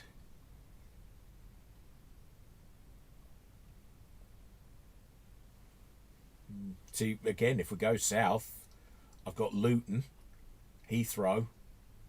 They're within, you know, 30 miles. Or 30 miles for Luton, probably 50 miles for Heathrow. And then Stansted's a little bit far out. But we do have, as I say, Sywell, which is 5 miles away, which is one of those aerodromes that has a Spitfire. And a flying Spitfire at that. And I have put videos up in other groups. But yes, they have a 2-seater Spitfire which you can have a ride in, and they let you fly it.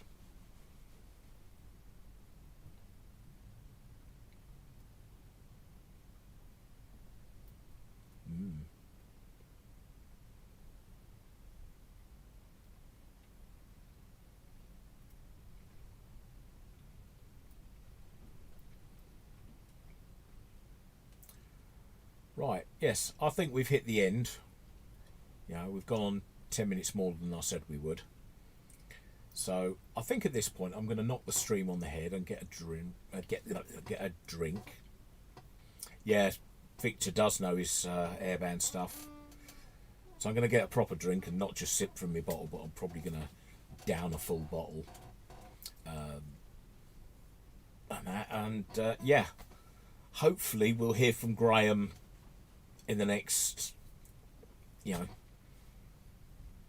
day or so when his power's permanent, and yeah, he can get on and update us with the status of Devon, and tell us whether all the whether all the cider apples have fallen on the floor and they're now all scrumpied out. Thank you very much, Andrew, Brett, everybody else here, Dom, Chris, Paul, whatever. Thank you very much for the Snapchats, Super Chats. I've got Snapchat on the brain, it's a bit like TikTok. Take care, Ace. I'm going to wave to everybody and wish everybody a very good evening. Hope things are calm and collected in the weather-wise, and you'll take care, and we'll see you all again on Graham's stream next Sunday. Take care, everybody. I shall say goodbye.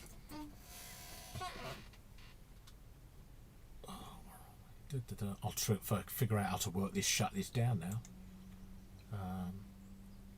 So if I do that.